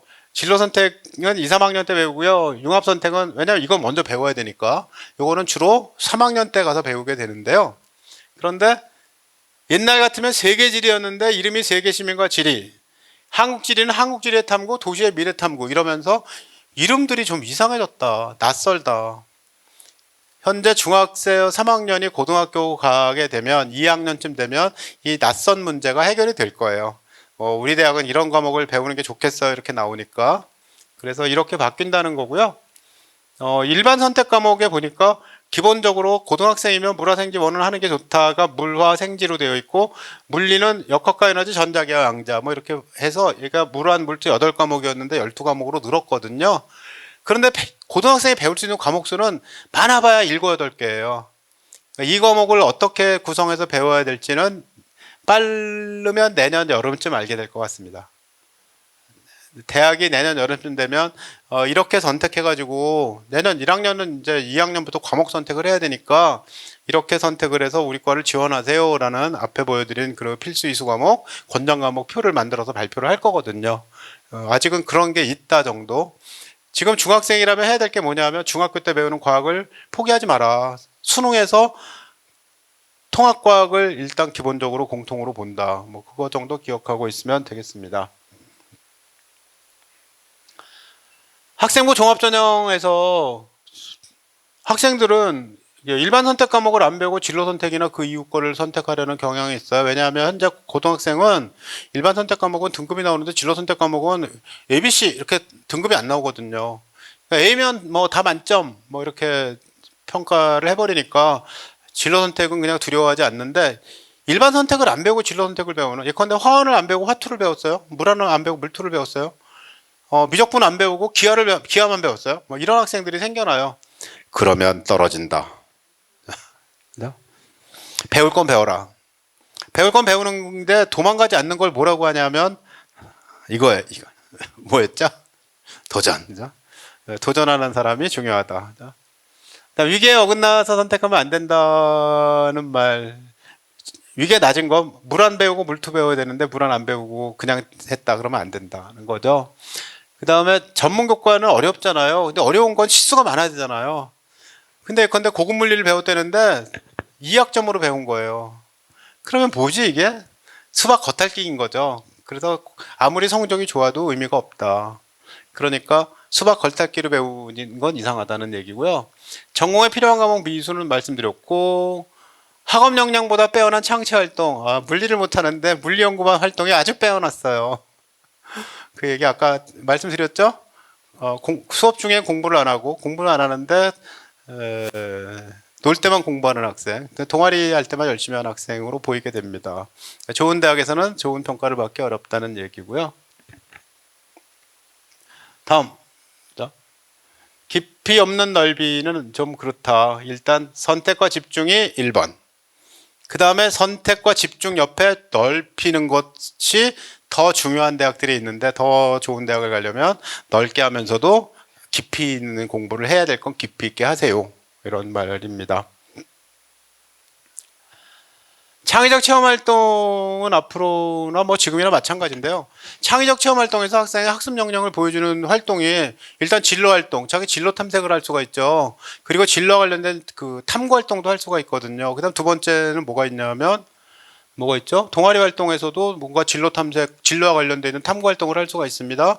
그다음 자율활동 시간에도 주제 탐구 활동을 할 수가 있어요. 이런 활동이 있을 때 그냥 놀지 말고 그 창의적 체험 활동 시간에도 뭔가 호기심을 가지고 뭔가 좀 해봐라. 이런 권장을 하는 거죠. 그러나 교과가 훨씬 중요합니다. 옛날에 2010년 이전, 2010년까지, 2011년, 12년, 2011년까지는 교과는 수능 문제 풀고 교과 위에 활동으로 대학 가는 게 입학사정관제였어요. 그때는. 왜냐하면 수능으로 80% 이상을 뽑으니까 수능 공부 안 할 수가 없었거든요. 그런데 지금은 교과에서 탐구 활동을 했는가가 1번, 두 번째는 동아리나 이렇게 창의적 체험 활동 시간에도 관심 있는 진로와 관련된 탐구를 했는지가 합쳐진 거죠. 근데 이제 거기에다가 들어오는 게, 뭐 동아리 시간에 놀면 돼. 진로 활동에 진로 탐색했고, 자율 활동에서도 뭔가 탐구 활동 좀 했고 그러면 되지. 동아리까지 취미생활 하면 되지. 그때 왜 공부를 하냐 하는 데는 현재는 서울대밖에 없어 보인다. 공부란 무엇이냐 하면 적응적 전문성을 갖는 것이 공부입니다. 그 반대 개념은 일상적 전문성을 기르는다는 건데, 일상적 전문성이든 전문적 적응적 전문성이든 공통점은 전문가가 된다는 거죠. 공부 왜 하는데? 전문가가 되려고.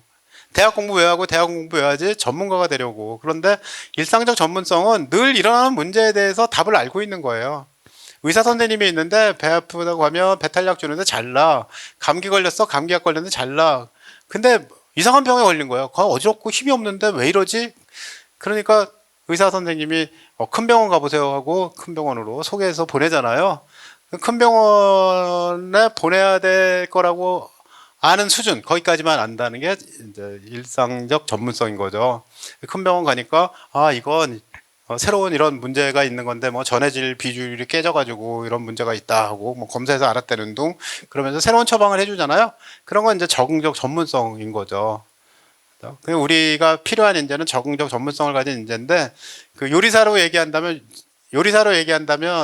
요리사 중에 레시피대로 요리하는 사람과 레시피를 바탕으로 했지만 창의적으로 요리하는 사람이 있다. 우리가 키우고 싶은 인재는 누구냐? 창의적으로 요리하는 사람을 기르고 싶다. 그럼 고등학생 때는 어떻게 해야 돼요? 창의적으로 요리할 수 있는 싹을 보여주는 사람이죠. 이미 창의적으로 요리했다면 대학 다녔겠어요? 안 다녔지. 스티브 잡스 대학 다녔어? 다니다 말았잖아. 뭐 그렇게 무지무지하게 많은 사람들이. 빌 게이츠 대학 다녔어? 다니다 말았잖아요. 왜 다니다 말았지? 이미 대학 다닐 때 보니까 다 아는 건데 뭐하러 다녀? 그리고 창업을 했다. 그 피터 틸이라는 사람이 만든 틸 재단이라는 게 있어요. 이 틸 재단은 대학 다니다 중퇴하고 창업을 하면 10만 달러를 준대요. 사업하라고. 근데 목표가 뭐냐 하면 대학 다니는 것보다 실력이 좋아야 돼. 대학 다니는 것보다 실력이 좋지 않으면 뭔가 새로운 사업을 가지고 창업하기는 어렵거든요. 그런 시대가 됐는데 우리 학생들에게 요구하는 것은 어쨌든 박사학위를 가진 그런 유능한 인재까지 공부를 했으면 좋겠다. 근데 이 학생이 가져야 될 건 적응적 전문성이다. 그죠? 유능한 전문가가 되었으면 좋겠고, 그리고 창의적으로 요리하는 사람이 되었으면 좋겠다는 얘기인데, 그 사람이 누구냐면 이 사람이라는 거예요. 문제를 창의적으로 해결해요. 개념과 원리를 배웠어요. 똑같이. 법대에서 다 똑같이 배웠대. 판사도 검사도 로펌에 같이 있는 선배 변호사들 다 배웠대요. 그런데 현실의 문제를 잘 해결하는 사람이에요. 가장 적합한 답을 내놔. 개념을 잘 꺼내서 유창한 인출, 유창한 인출이라고 그래요. 한번 되뇌어보세요. 유창한 인출, 유창한 인출, 유창하게 꺼내서 현실에 잘 적용을 해서 현실 문제를 해결할 수 있는 사람.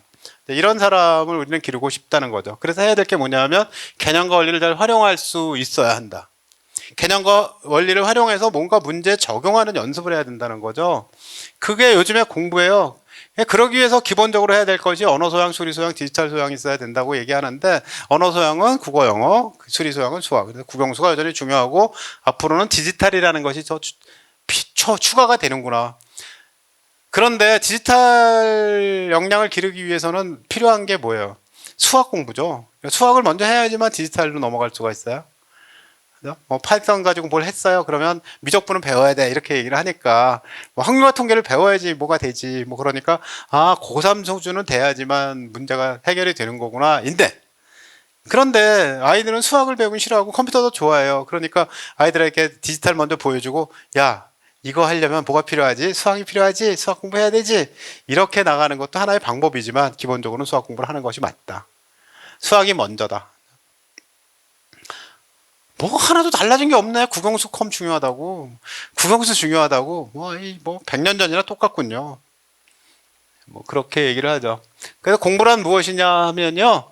결국 깊이 있는 학습, 삶과 연계한 학습, 학습 과정에 대한 성찰이라는 것이 포함되어 있는 건데, 기본적으로는 어떤 과목을 배웠을 때 내용 요소가 들어있고요. 개념과 원리가 있어요. 이걸 잘 아는 거예요. 잘 알기 위해서 해야 될 게 뭡니까? 일단 잘 알아요. 개념 노트를 만들었어요. 또 친구에게 설명했어요. 수업 중에 나와서 발표했어요. 여기까지. 대학이 뭘 보고 하냐 하면 얘가 친구를 가르쳤대. 얘가 점수가 좋아. 왜냐면 학교 시험은 80% 이상은 개념과 원리를 가지고 시험 문제 내거든요. 좀 아나. 기본을 아나. 요거가 이제 평가의 대상이니까. 근데 거기까지 잘 알았어요. 개념 원리를 잘 알았어. 교과 지식이 많아. 거기까지 끝났어. 그러면 이게 그냥 한 3등급 정도 되는 활용을 해본 경험이 없는 사람으로 그치는 건데, 그 다음에는 뭔가 주제를 설정해가지고 탐구를 했어. 초등학생 교과서 학습 활동을 했어요. 중학생 교과서 학습 활동 플러스 선생님 내준 수행 과제를 했어. 고등학생 자기가 호기심이 있는 주제를 정해가지고 탐구를 좀 더 해봤어. 초등학교 때 해야 될 게 뭐냐 하면 전과 안 보고 탐구 활동 답 쓰기, 학습 활동 답 써보기. 중학생이 됐어. 숙제, 주간지 숙제, 탐구 숙제 열심히 하기. 친구들하고 같이 하라는 거 앞장서서 열심히 하기. 고등학교 때는 자기가 주제를 정해가지고 혼자 하든 같이 하든 열심히 해보기. 그게 거기까지 오고요. 탐구했어요? 그럼 탐구한 다음에 뭐 해야 돼요? 발표해야 되죠. 보고서 잘 써야 돼. 평소에 글을 좀 쓰는구나. 초등학교 4학년이 지나면 일기를 써야 됩니다. 독후감 일기든 독서록이든 일기든 매일매일 펜을 들고 글씨를 써라.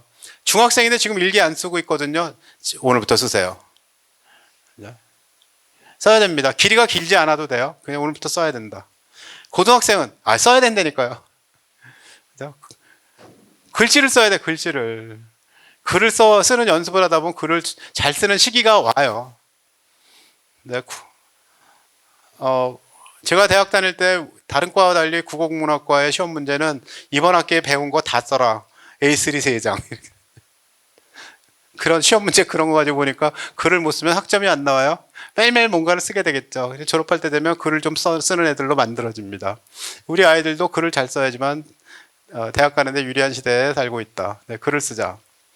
보고서 잘 썼어. 글을 써야 된다. 그다음 두 번째는 뭐예요? 말로도 하잖아요. 말로. 그죠?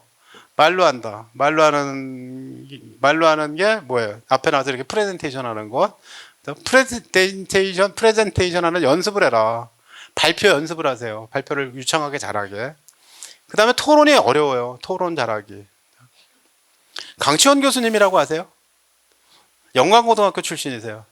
지금 70대인데 역사문화 아카데미 원장하고 지금 뭐 하여튼 무슨 어떤 그런 토론과 관련돼 있는 토론 사회도 보시고 그 방송에도 많이 나오시고 그랬던 분인데 요즘엔 나이가 좀 더 많아가지고 70대니까 자주 안 나와서 모르시겠지만 그 영광이 낳은 인재입니다. 학생회장 했었어요. 영광고등학교. 아마 70년대 70년이거나 71년쯤이 아닐까. 네. 토론하면은 영광 그렇게 생각이 나는 그런 분인데 한번 찾아보세요. 토론은 어떻게 하지라는 글을 많이 쓴 그런 분입니다.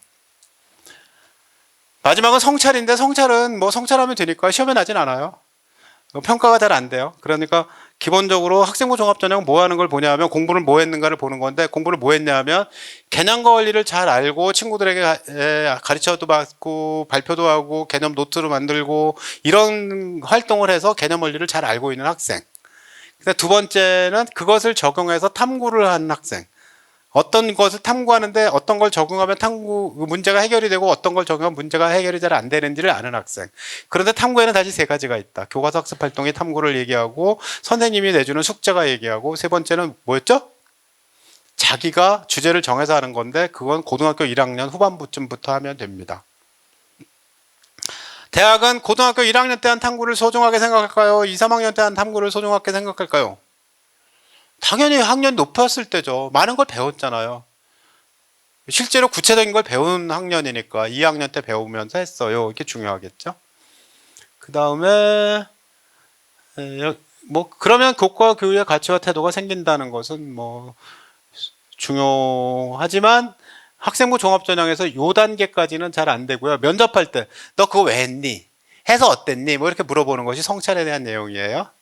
그래서 공부란 무엇이냐면 이렇게 하는 것인데 그러니까 문제 푸는 틈이 없잖아요. 개념 원리를 잘 알기 위해서 문제를 풀어봤다. 그런 정도일 거고 그 다음에 탐구 활동하는데 문제가 없어요. 자기가 문제를 설정하고 그냥 탐구를 하는 거지. 근데 그것을 수능형 문제로 바꿔서 문제를 푸는 연습을 하는 것은 내 몫이다. 어떤 학교는 그걸 해준다. 어떤 학교는 잘 안 한다. 근데 해주는 학교에 다니냐 아니냐에 있고요. 어떤 학교는 수능으로 대부분 가니까 킬러 문항만 열심히 풀어주는 학교도 있다. 거기는 정시로 대부분 가고 수시로는 합격생이 별로 없다. 뭐 이런 거. 예컨대 상상고등학교가 있어요. 상상고등학교 가게 되면 대부분의 아이들이 정시로 갑니다. 그러니까 수능 문제 열심히 풀겠죠. 어려운 수능 문제 풀어줍니다. 많은 애들이 필요로 하니까. 근데 걔네들한테 야 학생부 종합전형 대비해야지 그러면 열심히 할까요? 잘 안 하죠. 저 정시거든요. 탐구 필요 없거든요. 이렇게 말하는 학생들이 있으면 아무래도 그쪽은 깊지가 않겠죠. 그러나 대부분의 학교들은 반대죠. 탐구 뭘 하냐인데 뭐 별거 없어요. 어떤 학생이 서울대 재료공학부 왔대요. 김유빈이라는 학생인데 이청준의 줄을 읽고 과학 원리를 도출을 했다. 줄타기에서 과학 원리가 뭔지 이걸 찾아봤다. 뭐 이런 정도니까 어려운 거 없더라라는 것이고요. 그다음에 발표 잘하기는 금방 얘기한 여기까지 하신 거고요. 그다음에 유의해야 될 사항이 뭐냐면 면접 연습을 하세요요. 이게 뭐 대학마다 보면 면접 쫙 있잖아요. 1단계 통과하면 그다음 면접이 있는 전형이 대부분이다. 면접 있는 전형이 많으니 면접 연습을 해라. 면접 연습은 하나는 떨지 않기, 두 번째는 말하는 연습. 이 두 가지로 이루어집니다.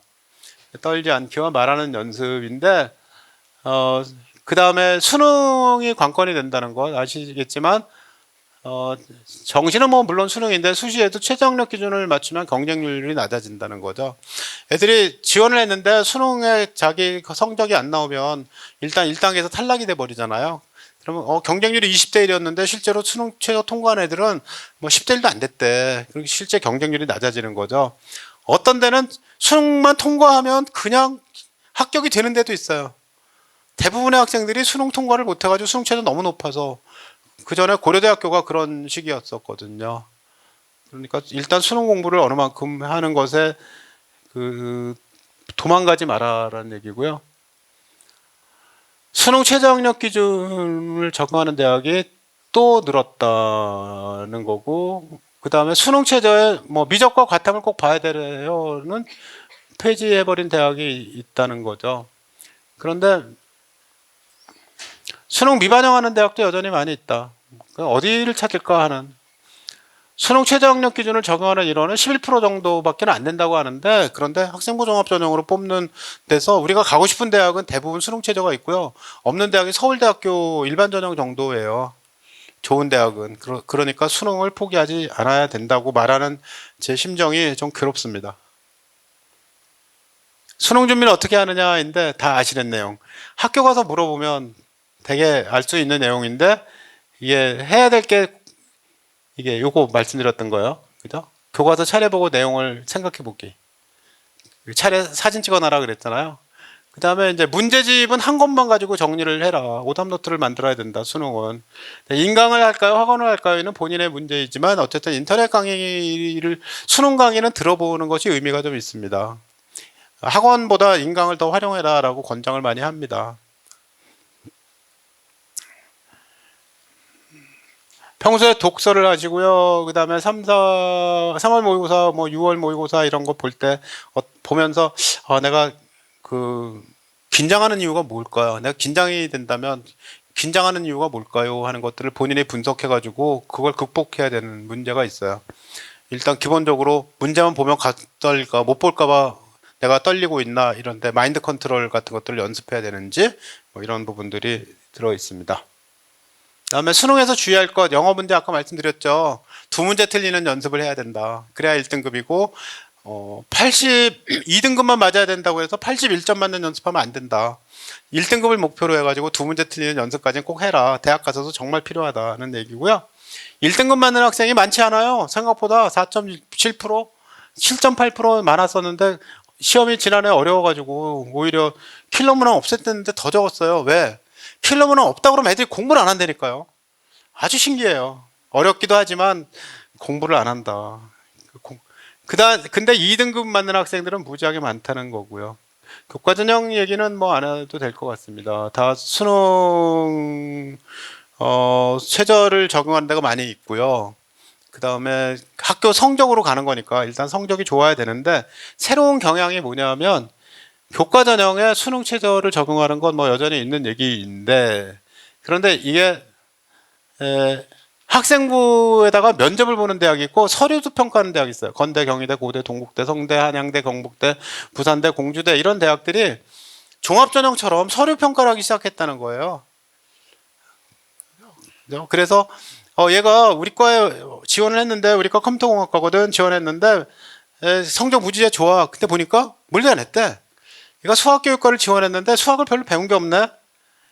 그래가지고 건국대학교에서 설명자료를 내놨는데 수학교육과 1등급이 있는데 여기 수학교육과가 있습니다. 여기잖아요. 수학교육과. 성적순으로 맨 앞에 있는 애가 X야. 제일 좋은 애가. 왜 떨어졌냐면 쉬운 것만 공부했대요. 수학교육과인데 미적분 공부를 안 했어요. 그래서 떨어뜨렸습니다. 이런 학생들이 생기니 교과전형 한다고 뺀질거리고 쉬운 과목만으로 돌지 말고 넌 종합전형 본다고 생각하고 열심히 해라. 서류평가를 하는 중이다. 이렇게 얘기가 되고 있어요. 어쨌든 우리가 공부하다 보면 쉬운 과목을 해서 좀 더 잘하면 되지 않을까 하고 생각하는데, 그러나 너를 시험하고 싶은 사람이 늘 너를 지켜보고 있다. 면접을 보든 아니면 서류평가를 하든 그냥 좋다는 것만 가지고는 안 된다. 도전을 하세요. 네, 이렇게 말할 수가 있습니다. 학습법 얘기를 한 5분만 해야 되는데, 일단 학교에 이 평가 계획을 찾아보세요. 학교 알림이에 나오거든요. 학교 알림이에 있는 평가 계획을 보고 내가 뭘 공부해야 되는지, 어떻게 공부해야 되는지를 확인을 한다. 근데 평가 계획에 보면 이런 것도 나와요. 평가 계획서가 있거든요. 그래서 뭐 이런 건 A고 이런 건 B고 뭐 이런 거 다 나와 있으니까 참고로 해서 공부할 계획을 세워라. 일단 공부할 계획을 세우는 게 중요합니다. 재수하면 불리하냐고 묻는 학생이 있는데, 지금 1학년 재수하면 불리하냐고 진짜 많이 묻는데요. 재수하면 재수하면 뭐 불리하지 않고 더 좋은 대학 갈 수도 있지만 핵심은 그 애 대학 가는 게 효도하는 길입니다. 돈 많이 들어요. 예컨대 뭐 시대인재 가서 공부했다면 연 한 5천만 원 정도 들어요. 하숙비도 내야 되죠. 뭐 학원비도 내야 되고 뭐 도서관비도 내야 되고 복잡하거든요. 그러니까 그러지 말고 당해년도에 가라. 당해년도에 뽑는 전형에서 90%를 뽑는다. 그래 당해년도 가는 게 좋습니다. 진짜 내년 지금 고등학교 1학년이 중3 보는 수능으로 돌아가면은 불리하냐? 별로 달라지는 건 없어요. 별로 달라지는 거 없다. 언어와 매체에서 언어가 들어간다는 것 하나. 그 다음에 나는 확통 공부를 안 하고 싶고 미적분만 하고 싶었는데 수능은 확통만 있네. 그때 확통. 그 다음에 사회나 과학 중에 하나 하고 싶었는데 이게 통합사회 통합과학을 둘 다 봐야 되네. 그거 차이예요. 그것만 열심히 버리지 않으면 되는데 만약에 재수해서 수능을 따로 또 보게 된다면 그 기간 동안에 공부할 수 있는 충분한 양이에요. 불리하진 않아요. 그 다음에 학생이 그 동기를 가지고 공부를 좀 했으면 좋겠는데 그 동기는 뭘까요? 근데 초등학생은 관심을 가져주고 칭찬해주면 합니다. 근데 중고생이 되면 칭찬해줘도 저 칭찬 가짜일 거야 하고 잘 안 듣거든요. 중고생이 되면 스스로 알아서 해야 되는데 그 덕후가 된다는 말 있잖아요. 친구가 야 저거는 제가 최고야. 그 정도의 뭔가 그 실력을 가지고 있으면 갑자기 동기가 생기고 다른 것까지도 열심히 하게 되거든요. 그러니까 아이가 기타를 열심히 치고 있어요. 그러면 시간만 정해놓고 기타 치고 다른 것 그 공부할 수 있게 그런 여건을 주고 이 분야에서는 뭐 우리 아이가 가장 뛰어날 거야. 그러면 자부심을 갖고 공부를 하게 됩니다. 공부할 때 이거 해야 된다는 거 말씀을 드린 거예요. 고등학교 교육과정 알아야 되고 2, 3학년 때 과목 선택해야 되고 고등학교 1학년 때 쓴다 그랬죠. 그다음 공부 계획을 세워야 됩니다. 공부 계획을 세우는데 뭐 장기 계획을 세워야 됩니다. 일단 3개월이든 한 학기든 내가 지금 3월이니까 3, 4, 5, 6 해서 방학 때까지 이렇게 공부할 거야 라는 큰 계획을 달력에다 세워보고 내가 학교 공부는 이렇게 하고 뭐 영어 2시간 하고 동아리 이날 목요일 날인데 동아리 활동해 동아리 2시간 영어 2시간 수학 3시간 이렇게 공부할 거야. 뭐 이렇게 공부와 관련돼 있는 것들을 쭉 적어보고 매일매일 공부 어떻게 할 건지를 세워라. 근데 애들은 계획 세우기 싫어하거든요. 계획을 세우면 더 공부를 못하게 돼요라고 얘기하는데 그건 가짜입니다. 살림도 가계부 쓰는 분과 대충 하는 분인데 대충 해도 뭐 별로 잘 하시는 분도 있지만 그래도 가계부 쓰고 직장에서도 목표를 세워놓고 일하고 이런 것들이 중요하잖아요. 계획을 꼭 세워라. 어느 몇 시간 무엇을 공부를 할지 계획을 세워라. 그러면 자기의 인생을 책임질 수 있는 그런 능력이 생깁니다. 기본적으로 1, 2학년 때 기본 개념을 이해하고 난 다음에 2학년 말이 됐어요. 아무래도 난 수능을 봐야 돼. 그럼 이쪽으로 가는 건데 어쨌든 나중에 이거 두 개를 하게 되니 문제풀이와 정리는 하게 될 거고 수능으로 간다면 일로 간다. 이쪽을 포기하지 마세요. 이쪽이란 학생부 종합전형인 거죠. 그 다음에 필기를 하세요. 근데 배우는 것을 요약하는 그런 문제들이 있잖아요. 빠른 글씨로 자기만 알아볼 수 있게 뭐 정리해 쓱쓱 그리면 되니까 뭐 이렇게 어떤 사람이 강의를 듣고 이렇게 정리를 했어요. 뭐 제가 누가 강의를 하길래 막 정리해 놓은 거예요. 그러니까 필요하게 자기가 아는 방식으로 정리를 해두면 도움이 된다는 내용이고요. 복습을 해야 된다는 건 늘 중요한 얘기니까 복습을 하는데 일단 오늘 배웠어요. 그러면 다음 시간 시작할 때 다시 한번 봤어요. 5분이면 됩니다. 그 다음에 주말에 한 번 더 봤어요. 그것도 한 5분이나 10분이면 돼요. 근데 시험 공부할 때 한 너댓 번 더 봤어요. 그러면 머릿속에 들어와 있는 거죠. 장기 기억에 자리 잡는데 저걸 또 5번 이상은 봐야 된다. 복습을 해라. 선행보다 더 중요한 건 복습이다. 예습 20, 복습 80. 이게 이 곡선이 에빙하우스의 망각 곡선이라고 하는 그림입니다. 그래서 여기 시간이 지나서 복습하면 다시 올라가. 뚝 떨어질 게 다시 올라오고 떨어질 것 같으면 다시 올라오고 복습하면 또 다 올라오고 그래서 복습하고 4차 복습을 이유하면 장기 기억으로 들어온다. 에빙하우스는 저 얘기를 몇 년에 했을까요? 1919년에 했다. 100년 넘었다. 아직도 유효하다. 교과서 사진 찍으라는 얘기 했죠. 차례 사진 찍어두세요. 그 다음에 차례를 보고 무슨 내용인지 회상을 해보세요. 백지에다 써보는 겁니다. 요즘에 공부가 이래요. 옛날보다 좀 더 어려워졌다고 할 수 있고 달라졌다고 할 수도 있죠. 예전에는 오답노트 쓰면 됐는데 지금은 그건 아니다. 그것만은 아니다는 거고요. 그 다음에 기억할 건 기억해라입니다. 이건 왜 찍었냐면 악보를 안 보고 연주하잖아요. 그죠? 기억을 해야 된다. 장기 기억에 넣어두는 것이 좋다는 얘기고요. 탐구활동 여전히 얘기했던 거, 그죠? 말씀드렸던 거 1번 뭐였죠? 교과서 탐구활동, 2번 선생님이 내주는 수행과제, 3번 개인이 정해주는 것. 초등학교, 중학교, 고등학교마다 좀씩 다르다. 뭐 초등학교 때부터 자기가 주제를 정해가지고 탐구를 계속하는 것도 의미가 없지는 않아요. 권장하기도 합니다. 그런데 초등학생에게 네가 주제를 정해가지고 뭐 탐구를 계속해봐 이렇게 말하면 초등학생이 싫어하겠죠. 엄마를 미워하게 될 거예요. 발표가 중요한데 페임랩이라는 대회가 있어요. 페임랩. 나와가지고 3분 동안 발표하는 건데 이거 보세요. 2분 50초에 했잖아요. 길지 않거든요. 페임랩이라는 영상을 찾아가지고 아 저렇게 발표하는구나 재밌게 하는 것들을 좀 보고 따라하면 나중에 뭐가 돼도 된다. 페임랩이라는 대회 영상을 한번 보자 하는 거고요. 개인적으로는 여기에다가 그 테이크아웃 커피컵 뚜껑을 벽에다 붙여놓고 이걸 보고 말하는 연습을 하는 거예요. 그리고 옆에다가 카메라를 세워놓고 뭐 스마트폰 세워놓으면 되죠. 자기가 녹화해서 자기가 분석하기. 자기가 분석하는 연습을 하자. 매일 10분만 하면 됩니다. 그날 배운 과목, 오늘 문학 시간에 시를 배웠어요. 김소월의 시를 배웠어요. 그럼 김소월의 시의 특징을 2분만 얘기하는 거예요. 2분 안에.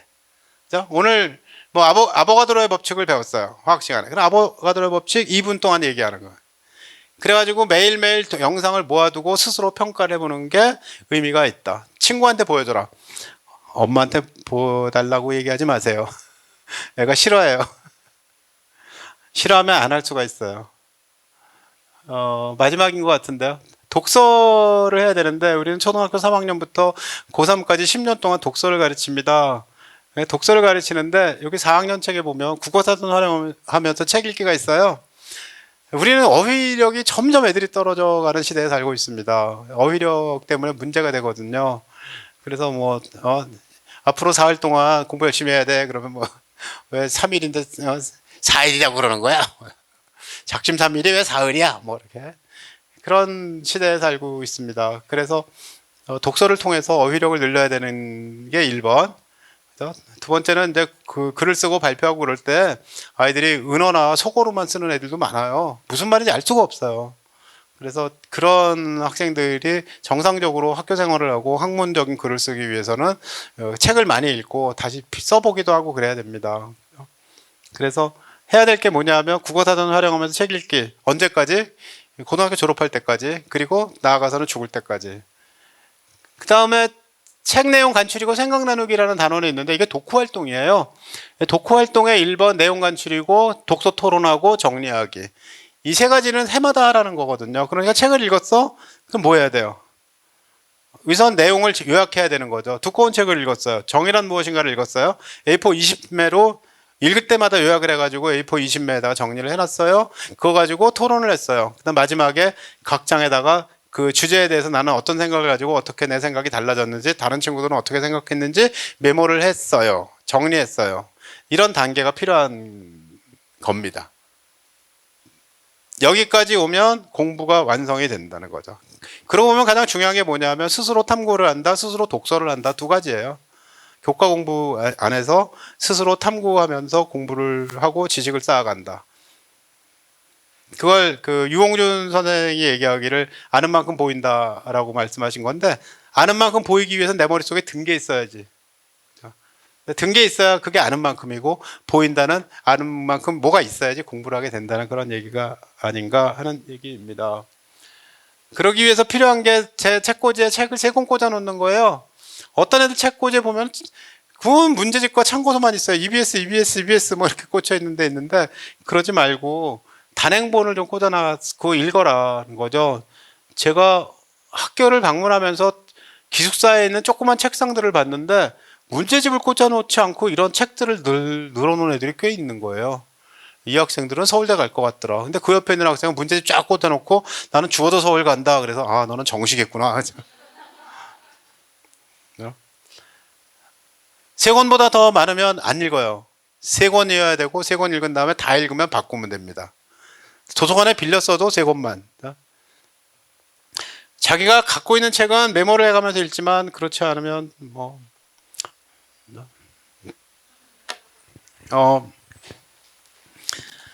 다 했고요. 생각보다 질문을 끝낼 시간